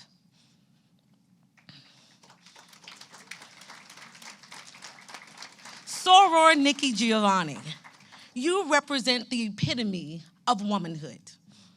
In this room, I see greatness. In this room, I see excellence. But in this room, I see the epitome, I see excellence, I see wisdom, but most importantly, I see sisterhood. Poetry is an art form, and the voice that we use to express ourselves in Greek unity, in service, and in scholarship. I commend Prairie View A&M University for your excellence in a writing program that amplifies the importance of education, the importance of literature, and the importance of all things great. I am a proud alumnus of the Texas Southern University, where we strive in excellence and achievement.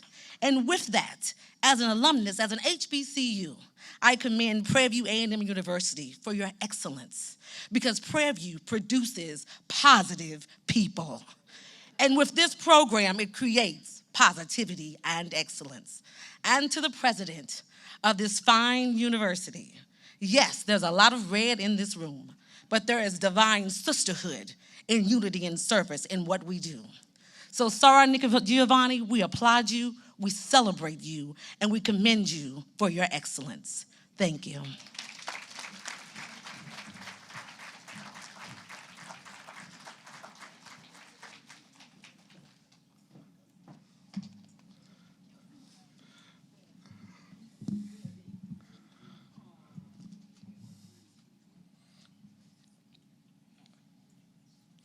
All right.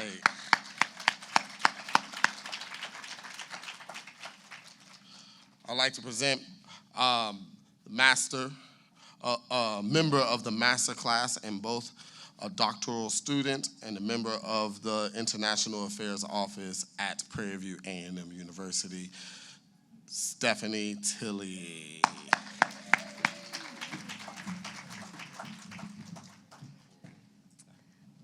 Good evening. How we doing? All right, all right. My name is Stephanie Tilley, and it has been a pleasure to be in this writing program. It has been powerful. Ms. Nikki Giovanni, thank you for your wisdom. Thank you for your heart. And most of all, thank you for your fire. She has a lot of fire. We appreciate you. Most of all, one of my favorite quotes by you states, "When you know who you are, you don't have to worry anymore." As a writer, thank you for letting us embrace who we are and realizing that our words are our superpower, and to realize that we could fly wherever we go with our words. Thank you. Ms. Nikki Giovanni, this is for you.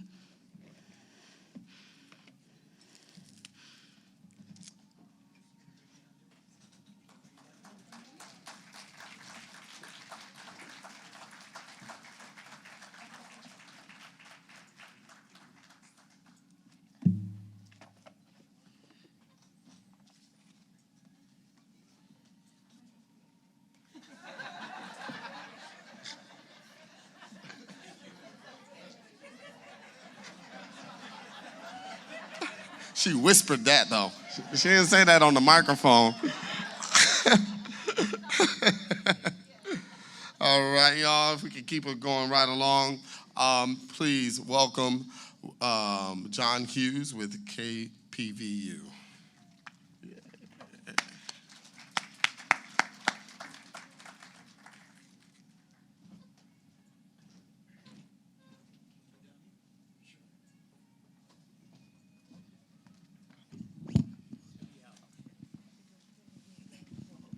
Good evening. My name is John Hughes. I'm General Manager of 91.3 KPVU, The Art of Soul. And on behalf of KPVU, I stand here in the truth. And you know, truth is the real currency for Prairie View A&M University. And our students coined it so properly when they coined our president, Ruth the Truth. And so, in the theme of truth, we had the opportunity to produce an amazing documentary, a signature radio piece, honoring truth and honoring Nikki Giovanni's signature album. Truth is on its way. And so, Miss Giovanni, on behalf of Prairie View A&M University, on behalf of the students of Prairie View A&M University, we honor you, we thank you, we love you for lifting us up, and you know, we're happy to share this moment with you. You know, this is the 50th anniversary. And is the 50th anniversary of this signature album. Truth is on its way.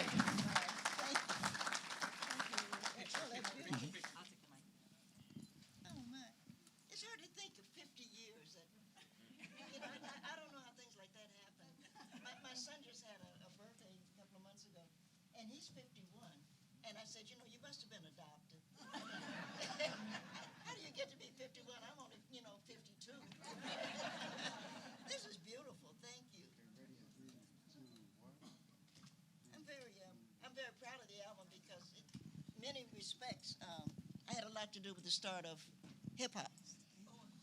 Yeah, when we were doing that. And so it's And I would just say on behalf of Miss Giovanni in her signature album, I encourage everyone to take a listen to Truth Will Find Its Way. You can find it on, you can Google it. It's around, and you know, it's exceptional. I don't know these electronic things, but you can punch up something and ask for it. Right. And then it'll come and you can hear it. I don't know. I mean, I can answer the phone, and I now know how to text. Thomas, my son, taught me text. You know, you hit that thing that says message, and you say, no, I mean, I was just explaining why I'm dumb. But this is, thank you, no, I was just laughing about why I don't know very much about how you make these things work. And I know I should, but I really don't want to. And I have a friend who recently bought a Mercedes-Benz, which is a really pretty car. And she's saying to me, you know, your car is old, which my car is, I think, 13 years old or something. You ought to get a car. And I said, if I get a new car, because the new Mercedes don't have, you can't put your CD in. Yeah, some of you know that. And I said, if I did that, I'd have to learn how to put my music in. So I'm going to keep my car until one day I walk in the garage and they say, Nikki, I'm gone. You know, just hang his head. Because I can listen to my CD, and I don't want to learn nothing. I don't. I just want to listen to, yeah, I mean, that's what, yeah, I say sometimes. But I love this because I couldn't believe that it's been 50 years. When we first did this album, it was in New York, and this is a story you may not want to be bothered with, but New York was not what you call, you know, there were no signs saying Negroes only, one of those kind. But black people didn't do a lot of things, and one of the places we didn't do anything was Lincoln Center. And I had done Birdland because I had an album, I had a book come out, and Harold Logan, who was a crook, but a very nice man, very nice man, really. And I went down, he owned Birdland with Lloyd Price. And I didn't have any money, but I went down and said, Mr. Logan, I'd like to have a book party at your club, because he owned book. And he said, well, how you going to pay me? I said, Mr. Logan, I'm a poet. I don't have any money. And he thought about it. He said, okay, bring me 100 people and you can have the club. 99 people, you owe me $500. I said, oh, fine. Shook his hand, walked upstairs, because that's when Birdland was downstairs. Walked upstairs and realized I just shook hands with the man who kills people who owe him money. And so I made a point of making sure. But then I thought, if I've done Birdland, because we had my next door neighborhood was Morgan Freeman. I was living down the street. My neighborhood was great, so it was wonderful. But then I thought, well, I'd like to do Lincoln Center, because I really always liked it. And I went to the man who owned this was Packy, who ran it was Packy McGinnis. He's Irish. And his name is Patrick, but we call him Packy. And so I went to see Packy, and so again, you go and you smile, and you say, I really would like to have Lincoln Center, but one of those kind of things. And he said, Nikki, I can't give you Lincoln Center. I said, well, what do you need? And he said, well, I can give it to you maybe $1,500. Well, Lincoln Center, Alice Tully has just about that many seats, about 1,500 seats. So you can sell it. And I'm just saying this for those of you, but if I could sell the seats for $1 a seat, I would break even, but that won't be good enough. I'm going to have to do a little better. But I said, Packy, if we sell out, and we sell out at like $5 a ticket, then you could take it and we would, we'd call it break even. And so that made sense. Of $5, then he can have the money, because I wasn't looking to make any money. The problem was, who's going to open? Because nobody knew me that much, And so, of course, Aretha Franklin is our soror, as you know. And I said, well, maybe Ree will open for, it's just something you ask people, because people ask me. I said, maybe Ree will open for me. But Aretha, God bless her, and we all love her, only worked for cash. And I don't give a damn who you were. That's all she's going to do. So we're not going to get Aretha, but Wilson Pickett, who knows both of us, Wilson said, well, I'll open. Hell, I'll do it. And I said, okay. Pickett comes out on stage, opening my show, right? I wish Aretha Franklin would be. Ree didn't speak to me for over a year. She thought I had put him up to it, which I hadn't. But we did. We did. Truth is on its way. And a gentleman said to me, we ought to record it. I hadn't even thought about recording it. I said, Benny Diggs did it. And so we did, we recorded it, and 50 years later, it's still in, I'm just, and I share that with you for no particular reason, except that, Houston, and I know that you all know this, it's an important and an artistic, but scientific community. What can happen here in Houston is so wonderful. You're so lucky to have Ruth to come, and I know that you get on your knees every night and pray that she stays, because you have to have somebody to have a vision, and Ruth has done such a great job here. That's true. And so it's been around, and I just wanted to share that, because you do something, somebody say, oh, you can't do it. Well, all they can say is no. You've heard no before. And so you just go ahead and do it. But and he's got the new album down there. So I really thank you. I just wanted to. That's how that came to be. But I never wanted to be I don't want to be a singer. I just did an album though, which I said I wasn't going to do. Can I just tell you one thing? I'll sit down and go away. There's and some of you know him. If you know jazz, I know some of you do. Javon Jackson, who used to play saxophone with Art Blakey. And I met Javon, and we were talking. People were playing spirituals, and I said, Javon, I love the spirituals. And he said, we ought to do something. And I said, Javon, I'd be thrilled. And he said, well, why don't you send me 10 or so of your favorite spirituals? And I said, yeah, that would be great. And what I sent him was I sent him, I think, 12 of my spirituals. But, and this was an important but, a dear friend also was Nina Simone. I love Nina. We were very close. And one of her favorite songs is a song called Night Song. And most of you probably don't know Night Song. It was the theme from Golden Boy. It wasn't. But Nina loved that song. It's a beautiful song. And I said to Javon, I would like to sing Night Song. Now, I cannot sing, I am not. Y'all are doing a thing on Sarah Vaughan. Y'all, but I can't sing. But Javon is just like, well, if that's what it takes to get her, And so I am on the album is The Gospel According to Nikki Giovanni. Giovanni is vocalist. I get to sing this one song because I sang it for Nina, because a lot of people don't remember Nina. I mean, you know, they kind of had but they don't really know Nina. And so I sang Night Song because the last line of Night Song is, you know, I can't help but wondering, where do I belong?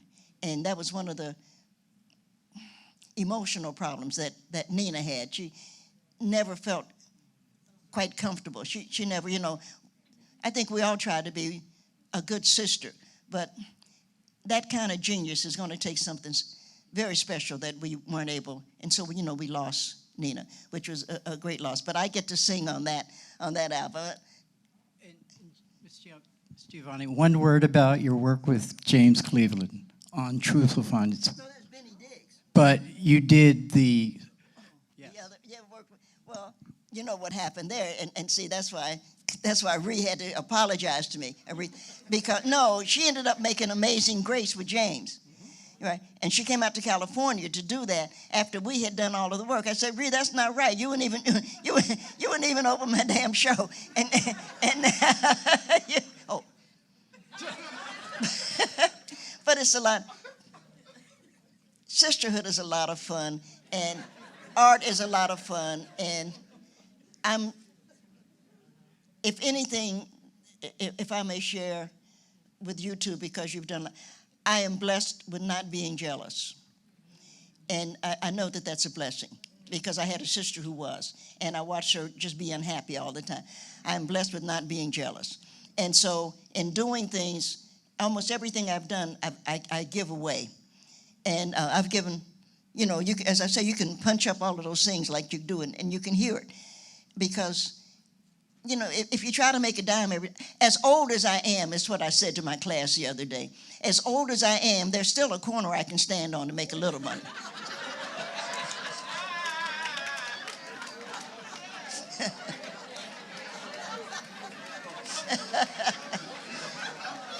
You know, no, you know, yeah, not as much as I would have 30 years ago, but. You know, so I don't worry about something. So I want to thank you all for letting me share that, because I know we have a lot of young artists in the room, and I'll be able to talk again with them. But you have to give something. And if you're not willing to give it, you don't deserve it. And that's what you do. You give it, and as you do, it helps you. And some of my favorite people are, of course, the Black Lives Matter, because they are giving youngsters. And I see, when you get to be my age, everybody is a youngster. And I'm always saying only. I had a friend who passed recently, and he was only 98. And I find myself, everything is only. But you have to give. And the youngsters, you who are singing, I really enjoyed your Duke Ellington shout out. You have to give. Because if you don't, you're just going to be unhappy, because something is not going to come your way. And you're going to, well, how come he got the reward and I didn't? What the hell? You didn't want it. You didn't used to have it. You ain't gonna have it now. What the hell? It's not like you missed something, you know. But I thank you for this, because this is lovely. It goes in my papers. Thank you very much. Sorry. All right. Y'all enjoying yourselves? Yeah. Personally, speaking from the I love the stories. I love the stories. Keep them coming.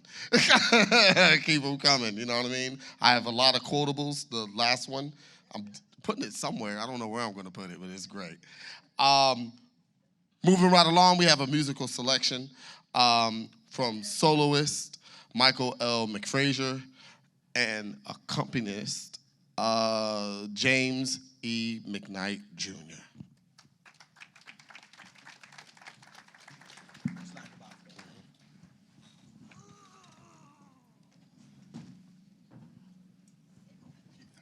In a world filled with destruction and despair,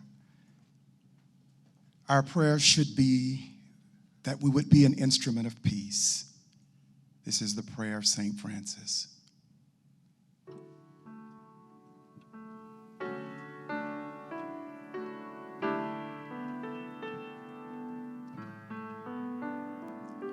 Lord, make me an instrument of thy peace.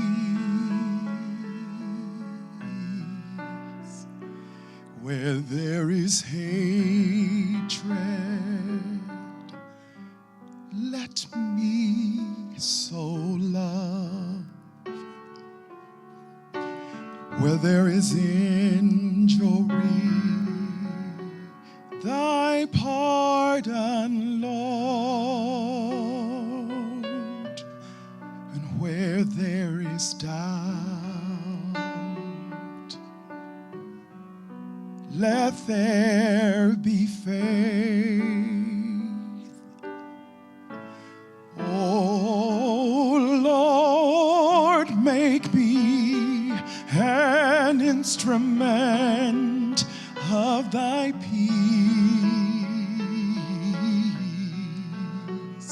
Where there's despair, let me bring hope. Where there is darkness, let there be light. And where there is sadness, let there be joy.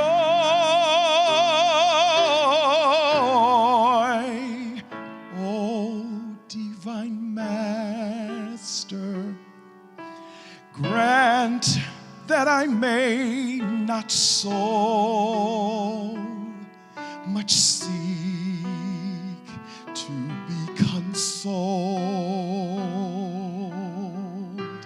as to console, and to be understood as to understand, and to be loved as to love.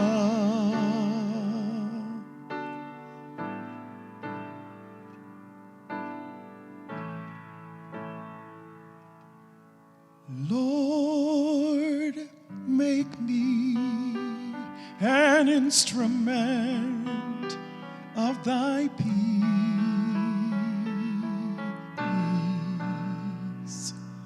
an instrument of thy peace.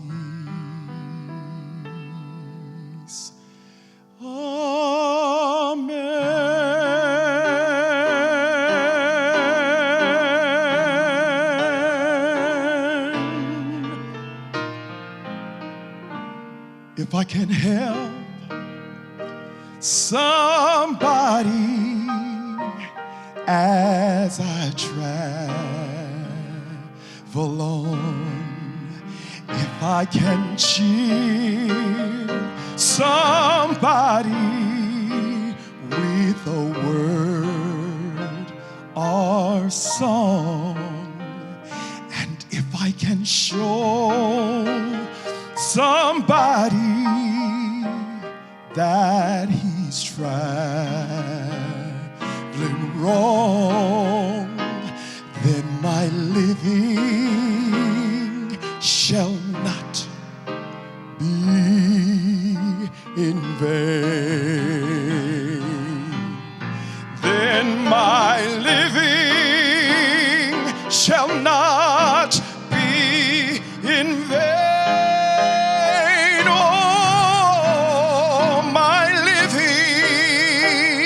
Shall not be in vain. If I can help somebody as I travel on, then my living shall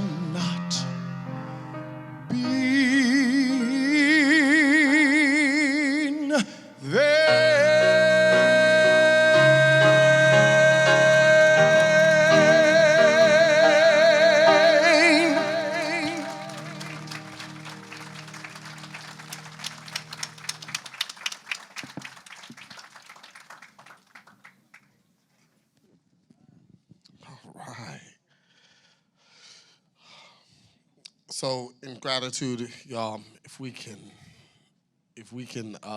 go ahead and make this stage warm and welcome for Provost, Emerita, and Professor, Director of Toni Morrison Writing Program, Dr. Thomas Smith.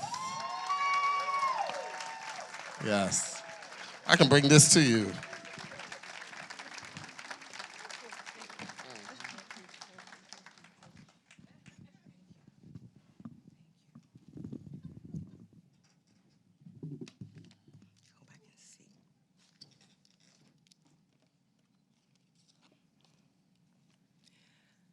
Good evening. Awesome. Awesome. I want to certainly welcome each of you to this magnificent event. But I'm trying to hold myself together because she doesn't like to be called doctor, but Ruth J. Simmons and her erstwhile provost and senior vice president for academic affairs, Palmer, asked me if I would take responsibility for this new initiative. I mean, she entrusted me. I'm supposed to be on that, you know, like looking at retirement, like getting ready to go to the HR, Dr. Beverly, and start filling out my papers. I'm thinking, a new initiative? But I want to thank her. She tells us that the 2 words you got to learn first, thank you. Dr. Roland Smith, are you still out there waving in the back? It started with you. I told you what I was up against, was trying to get done. Dr. Dory Gilbert, the Dean of the Wellsford College of Arts and Sciences, leading with Dr. Palmer. And I said, I'd like to get in touch with Nikki Giovanni. You have any idea where she is, what's going on? He is the one, Dr. Roland Smith, just recently retired from Rice University.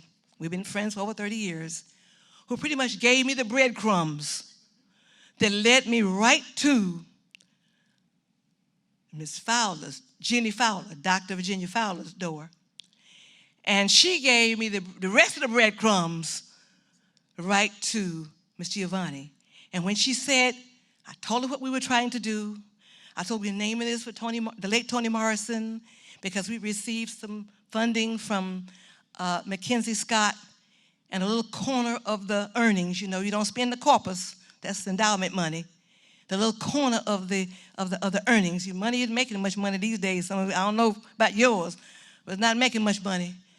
But we're going to use a little corner of that money to start this Toni Morrison Writing Program, because it just so happened that the late Miss Morrison, was Mackenzie Scott's teacher at Princeton. The rest is, so here we are. Wish she could be here tonight. But I just want to thank our extraordinary Master of the Hour, outspoken PV graduate, Mr. Bean. And I really want to thank the people who made all this come together. You can't do anything all by yourself. Or you can, but it won't be worth anything. For all of the virtual Toni Morrison Writing Program events from September over to November, over to February, thanks to that good old virus that was having its way, we were virtual. Her teaching, her presentations, all virtual. But here we are in April.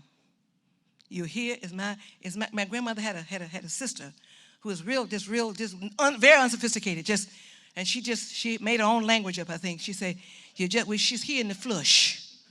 She's here in the flush. To Ms. Carol Campbell, the Executive Director of Special Events and Protocol, her Associate Director, Mr. John Briscoe, Esquire, I call him, assisted by Ms. Lisa Fields and Ms. Demetria Howard. To Ms. Victoria Pierce, Ms. Candace Johnson, Executive Director of Marketing and Communications, aided by Ms.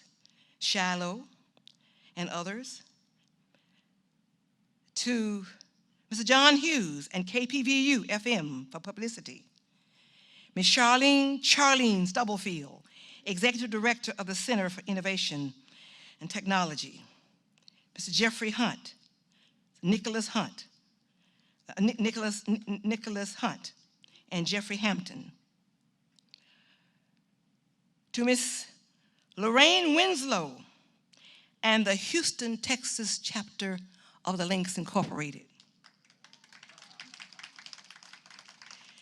Dr. Maria Starling, Houston Delta Alumni Chapter, who brought the Deltas together.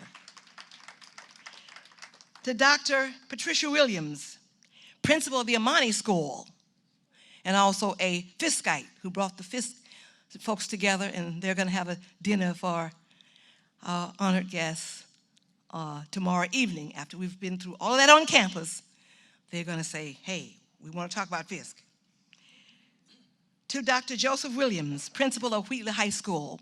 He is the coordinator of our program. We have as a part of this writing program, there's several components to it, but one is a writing competition, the Morrison Writing Competition for high school seniors. Those who win get cash prizes. They don't have to be coming to Prairie View. We'd like them to come. But if they do come to Prairie View and they've won a cash prize, say of $3,000, guess what? We will double that. We'll give them $3,000 more in scholarships.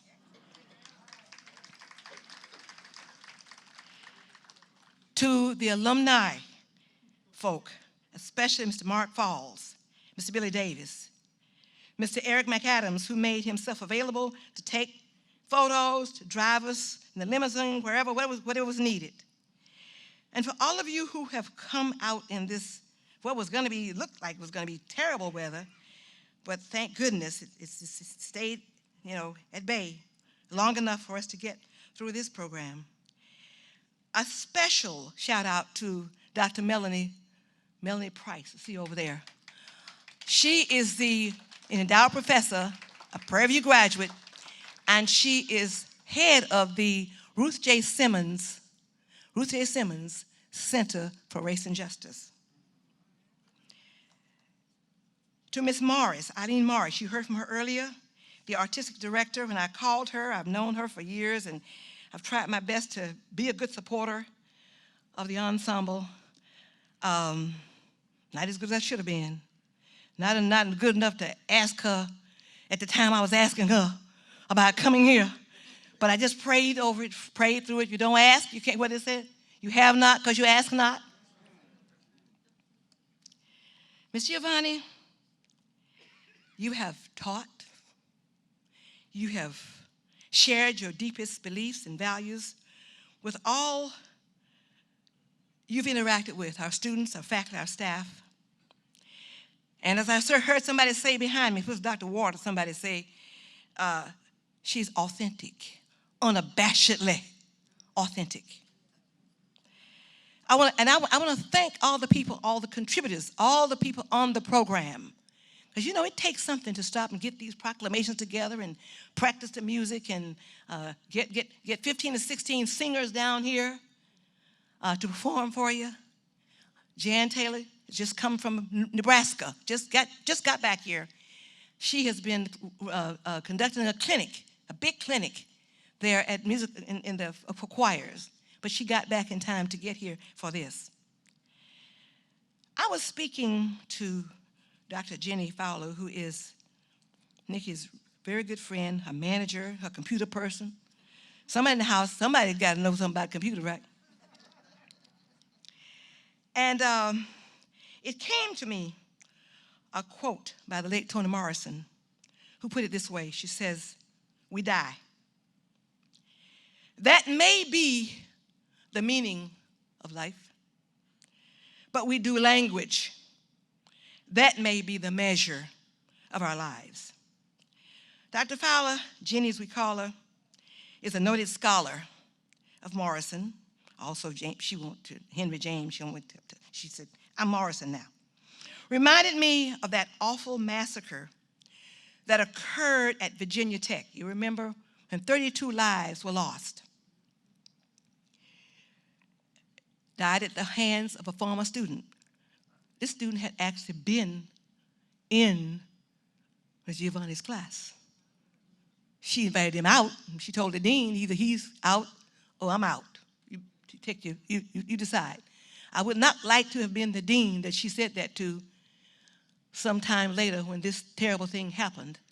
And she was trying to warn the university about what she was discerning in this particular student, perhaps in some others. The campus was overwhelmed, as you can imagine, with grief. Didn't know what to do. In the Coliseum, before 10,000 people, Miss Giovanni spoke. She had written a piece overnight. And she styled it, "We Are Virginia Tech." Words without delivery of any visible, obvious metaphors. We are strong enough to stand tall, tearlessly. We are brave enough to bend to cry, and sad enough to know that we must laugh again. She said, we prevail, we prevail, we prevail. And then a chant opened up. Let's go Hokies. They began to chant. Here people were facing something like this kind of grief, this kind of overwhelming sadness on a campus, had moved from that low place in that valley. Their spirits had been lifted. Words, language of one proven to be a double dealer in emotional language had issued a call. What were the choices? You stay where you are, you go back. The choice is to go forward. Know, inspire. You got to uplift one another. And in the spirit of the Hokies, go forward. Like our HBCUs, despite the limited resources, despite threats to us, despite every imaginable kind of way to cause us to believe that we are not as good as we are. You heard Mr. Giovanni. You have to believe. You have to know. And when I look out in this audience and I see some of you, I know that some of you have children, grandchildren, they go wherever. You know, in Texas alone, I bet you, if you look back 2, 3, 4, 5 generations, you will find that those young people today who may have all kinds of opportunities, they've been granted, they go maybe to Harvard, Yale, Princeton, wherever, somewhere in the background is a Prairie View, a Hudson-Tillotson, a Wiley, a Bishop. We, the HBCUs, are heavily responsible for the growth of the black middle class.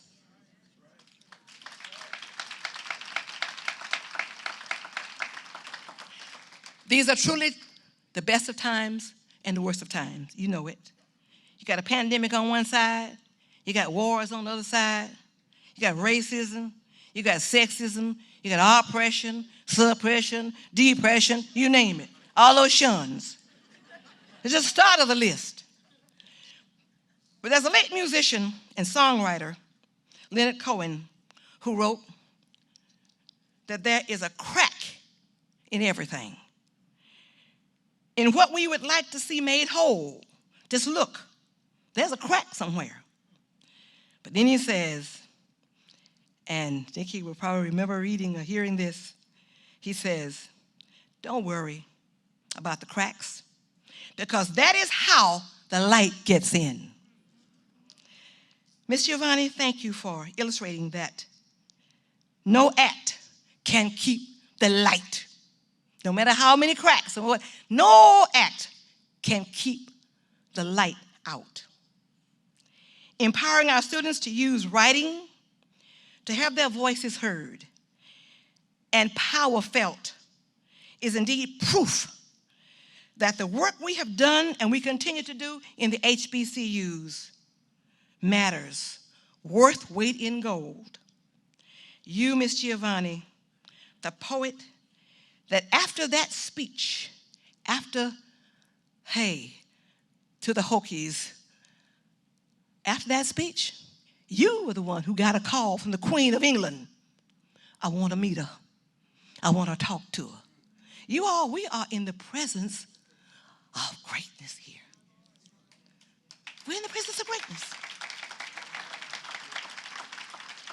You're an educator, you're a mentor, humanitarian, activist, leader, and most of all, you are a healer.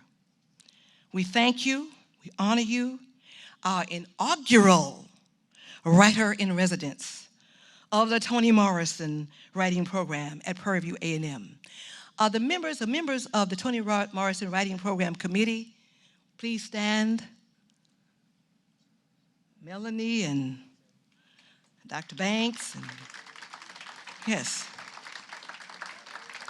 Dr. Dory Gilbert, yes, our dean.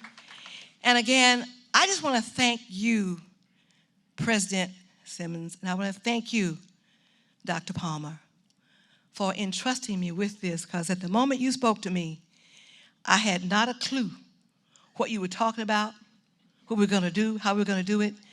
But I tell you what, God is an awesome God. He can make a way out of no way. And much of what we've gone through, would you believe? I mean, it's been trying. But we, in your words, Ms. Giovanni, we prevail. Thank you, ladies and gentlemen.